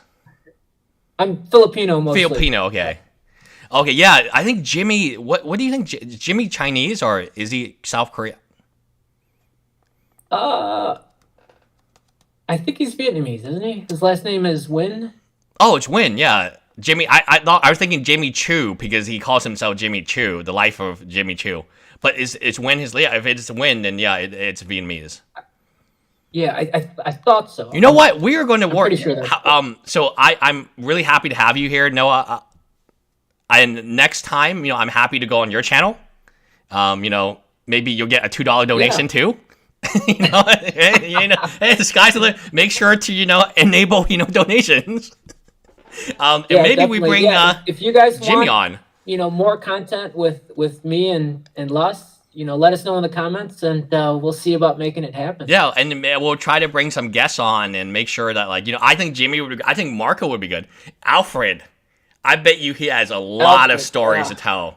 I bet you a lot, and even the guy in the wheelchair. I think just his perspective on the business at that time. You know, it's like you know, there's so many different people. Clove. I mean, I would love to have Clove on. Tyler. Sure. We would love to have Tyler on. We would love to have employee one, Dylan. Trent. I kind of love how Sutton got left behind. His own brother got left behind in Grand Caliber. Is he still at Grand Caliber? I don't know, but like that was his brother. I was like, wait, you didn't take him with you? Like, he's a young guy. It didn't seem like he had much going on, right? Like, you know, he was just like, yeah. And he got left at Grand Caliber. You know, this I will never understand like why it's like what. And then like why is he was Anthony's student and oh, you know what, Z. I would love to get Z on because I mean his. From like how much he paid, you know, there's so many questions we could ask him. How much he paid, yeah. And remember that there was a video where they're talking about sales, and Anthony's like, "I did $1 million in sales. Trevor did $1 million. Z, you only did like 50,000." I was like, and you could see his face, right? Because he was saying the sales number. You could see like, I think he was like, "This is so BS, right?" Like I cannot believe I had to say Trevor did. I mean, no offense to Trevor, I'm sure he's a good salesperson, but like. There seemed to be a very wide gap between Trevor and Z, or Trevor and Anthony, and then everyone else. By like, just like it didn't make any sense. It's like, I would love to have Z on. Liz has done things. I'm sure Liz can, and we would be open to. I think at least I can speak for myself. We would be open to giving you a predetermined list of questions. If you don't want us to ask a certain question for whatever legal reasons or whatever reasons, I don't think we have to ask that question. But I think we can probably, document a lot of this stuff, in terms of like Netflix. I think what people want is they want the Netflix interviews where we sit Jimmy down and we say, hey, what did you really think? When you were in that meeting and Liz was saying we're family and you were drinking your orange juice, so you don't have to, staying there. He's just chugging, like the orange juice never goes down, but he's like constantly drinking and literally never goes down, right? But he's like constantly, it's like, Jimmy, what you got? What do you think, Jimmy? Right, they asked him a question, he's drinking like, his orange juice. But it never goes down in level. Like, it's the same level as he started. I was like, this guy does not want to be here for this. And then the whole, the beginning was Jimmy. You could get on an interview and not disparage anybody. Yeah, exactly. Yeah, he's got a non-disparage, right? He's worried about the lawsuit, but I think we can bring like Alfred on, Vic on, maybe Trinae. I think Trinae, because Trinae is a very interesting. They hired her, paid her a ton of money, and then one day she was gone. The guy who hired you then left to Los Angeles. Yeah.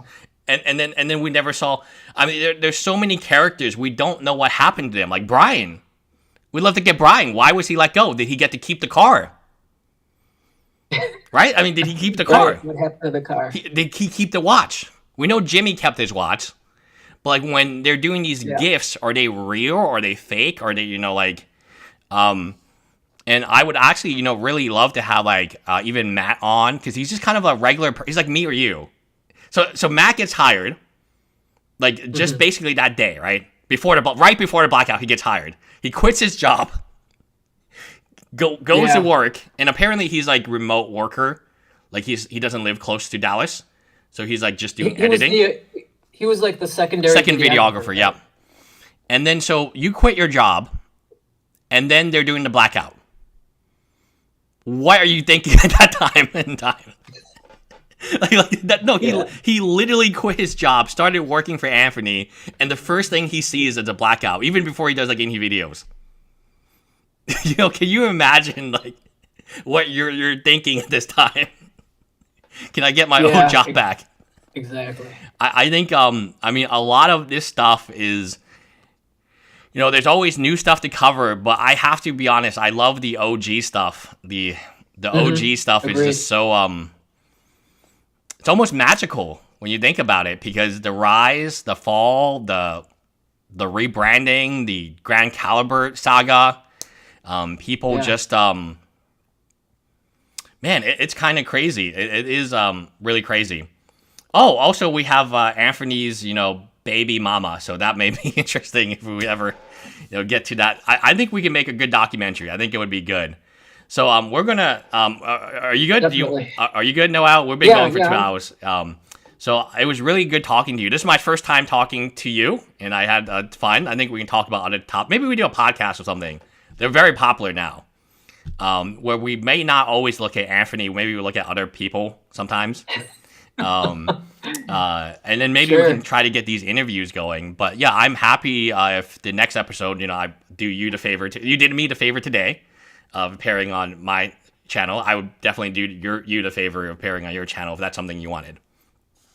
Yeah, definitely. Let's plan on it. I think we've got presumably enough interest. We maybe can let a couple weeks go by. We can wait for a few new episodes. That's all we need. We need about 1 or 2 free episodes. Just let me know when you're ready. I'm definitely down. And again, thanks guys for chats, and definitely we appreciate you guys. I think it was pretty lively. I think it definitely was very lively today. We're 65 still. We're ending soon. But we got up to 80, 90. I mean, it does seem that there is an audience. I was afraid that it would just be like Anthony, Darby, and Liz in a room. It'd be like 5 people. You know how they sit in that room together? But they're all on their different phones? Yeah. I thought it would be maybe just like, Anthony's watching this. He watches all my videos. Oh, yeah. He watches all my videos. I guarantee you, he's watching this, and then there'll be some type of Instagram post about like how we're gonna motivate him to be, $100 million business. Right. And you're clearly not a hater. I watch your videos on TPG, and I'm not a hater at all. Yeah, so. No one. I just want to. I know Anthony's watching this video. I just want people to know, like, look, if you don't want Reddit to talk shit about you, you don't want us to talk shit about you, don't do bad things, right? Do exactly. like in the conversation I had with him, he said, why don't you cover my positive things I do? And I told him, you don't do any positive things for me to cover. I point blank told him that, and he was like, what? So like if he if he was a role model, and I think he can still be, if he gets his drinking issue, done, I think he has no choice. I mean, yes, according to Reddit, again, allegedly, he'll be on probation for a while, and that's not going to be fun. Yeah. And I think the second, again, he has multiple ones stacking up, but I'm sure that they're not going to be as generous as they are this time around if it happens again. No one is, right? Even your parents, if you make the same mistake twice, they tell you not to eat cookies after like midnight, and you do that again. The second time around that you get your hand in a cookie jar is going to be a very different punishment than the first time around. So again, I repeat what you said. No one wishes him badly. It is not in my YouTube interest. It is not in your YouTube interest for him just to flame out and disappear. Then we would have no views. Honestly. right? Yeah. Really, I seriously hope he is able to, take control of whatever demons that are like haunting him. And I always said, I think he needs a real friend. Not a Darby, not a Liz. These are enablers. These are people he parties with. I agree. I think he needs a real friend, like a Marco maybe, like a Jimmy, like somebody who he respects and hey, get your life together. I'm here for you. I'm going to work with you. Yeah. And if you go drinking, I will call you to Uber. Let me know when you're drinking. I can get you to Uber. At the very least, don't get in your Lambo and then, because the if everything is Reddit is saying is true, the repercussions legally of this second time around, it's going to be very bad if it happens again. Because based on his history, based on what it is, based on the length of probation, the potential alleged length of probation, it could be bad. I do like your setup, by the way. It's very nice. I gotta invest in that setup too. Thank you, but you don't need to. You're doing things just right, nothing more, nothing less, and it's working perfectly for you.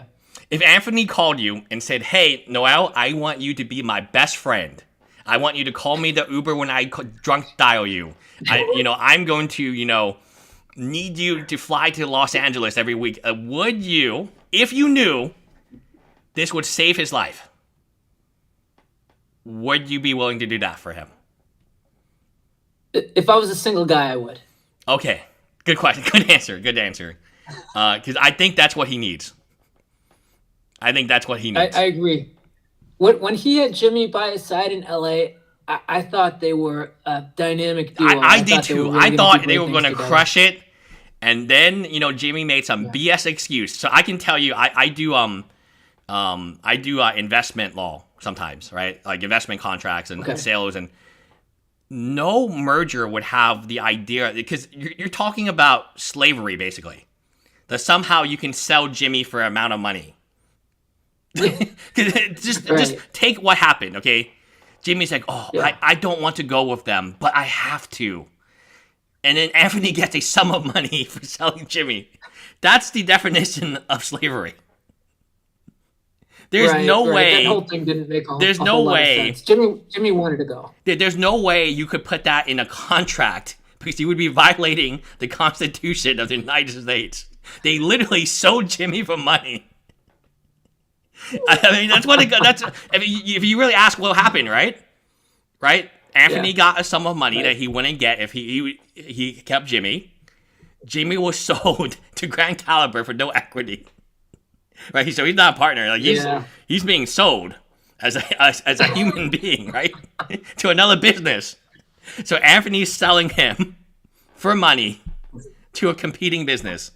That's actually the transaction that happened. So it cannot be that way, because it would be unconstitutional. So I can tell you that Jimmy did, in fact, want to leave.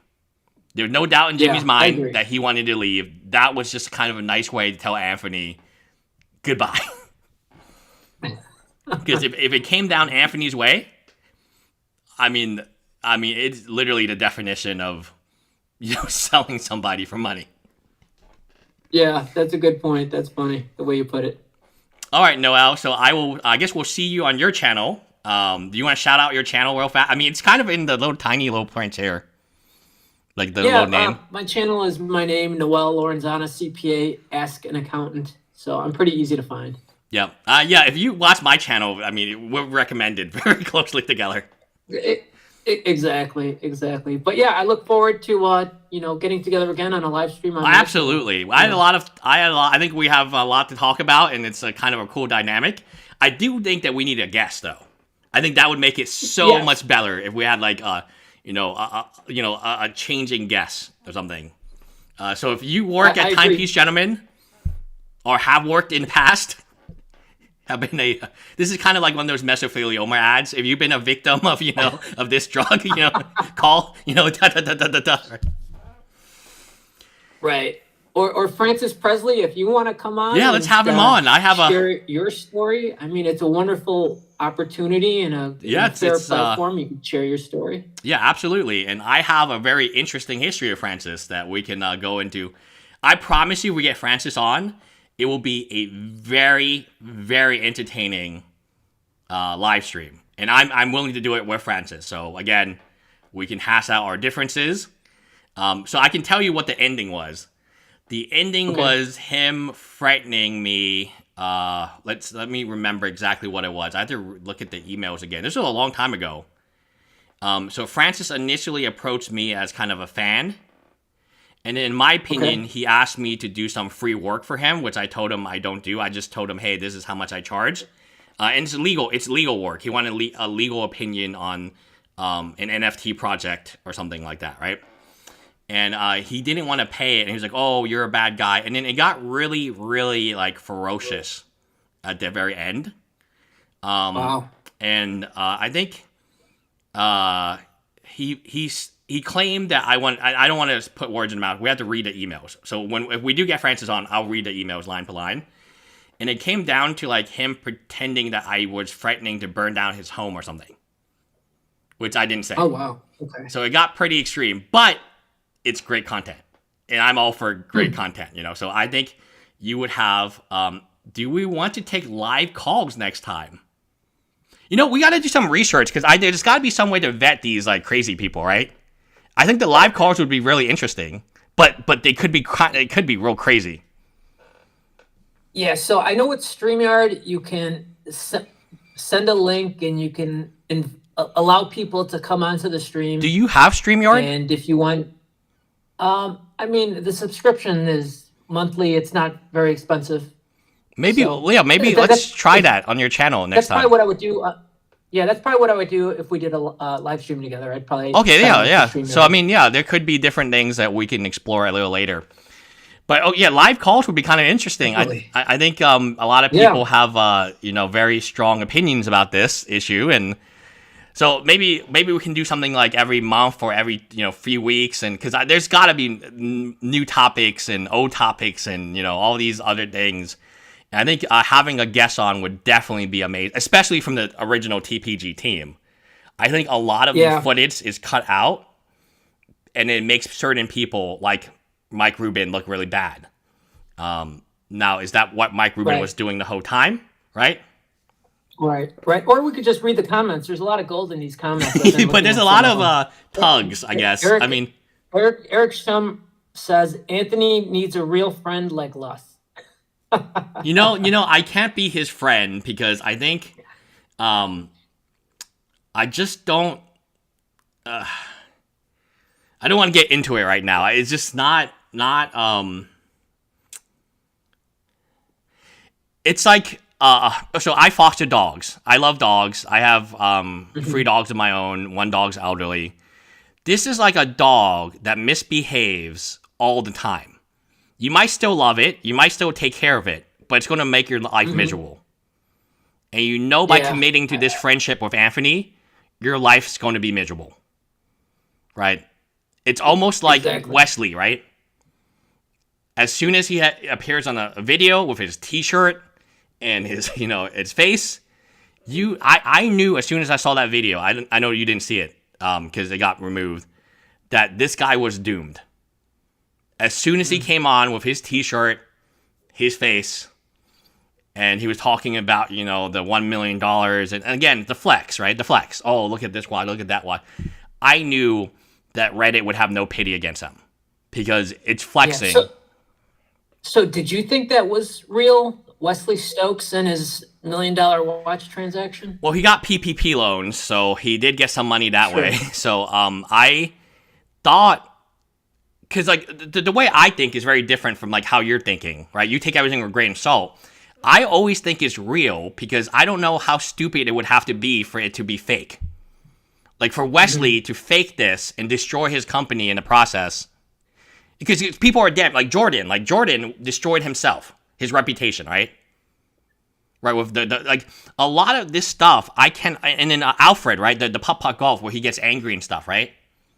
Like he was up $40,000, I think that was so. A lot of times when I'm watching a video, I think it's real because for it to be fake, it's just so stupid from a marketing perspective. like Wesley, for instance, if he's just like a paid actor and he's just chilling and hanging out, does Wesley not know? Like, has he never been on Reddit? Has he never been on a YouTube video before? He's never read a comment before. Like for instance, like Peter Marco knows I can't have Anthony in my videos, right? When he came to Peter Marco's door, Peter Marco met him outside. He wasn't in any of Anthony's. Anthony was not in any of his videos. They didn't even meet in the store. Right. Producer Michael wouldn't even meet them. They had taken a plane ticket. They had just landed in LA. Producer Michael wouldn't even say hello to them. So, like, my opinion has always been, for this to be fake, there's a lot of stupid people. Like, Wesley would have to be an idiot to think this would help his business. So it had to be real. That's kind of my logic. Okay. So I always believe things are real. The same with the confiscated watch and the Jordan, right? Like, there's no way Jordan's looking at this video. Let's say Darby sends him the footage, and Jordan's like, yeah, I look real good in this video. No, it looks like you're trying to buy a watch to sell, a fake watch to sell for real. This is so destructive of your business. I can't see Jordan saying, yep, I agreed to this. Let me be this actor. Right? Does that kind of make sense? So, like, a lot of this stuff, like, is, each of his videos is destroying somebody's life. I just don't understand why that person would agree to it. Right. That you do have a point there, but maybe with this Wesley Stokes guy, maybe he didn't think it through properly, and maybe he didn't understand the whole Reddit community, or the after effects of dealing publicly with Anthony, and how that doesn't always work out well for some people. I would say that could be true, but there's been no customers willing to reveal their face until Wesley for a long time. Right. So, I mean, Wesley's got to be looking at the videos. Anymore. And he's like, where are all the customers? Where are the, people who are going to do where you're doing so many hundreds of millions, apparently millions every week. Mm-hmm. Where are the customers? Like that. If I was Wesley, my first question would be, okay, you want me to appear in a video? The first thing I would do is watch his most recent videos, right? And work backwards from newest to oldest. And then I would get to the point where it's like, I have not seen a customer for like months.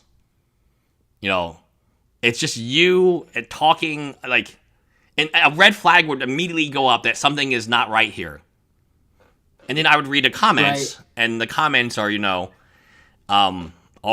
always very friendly.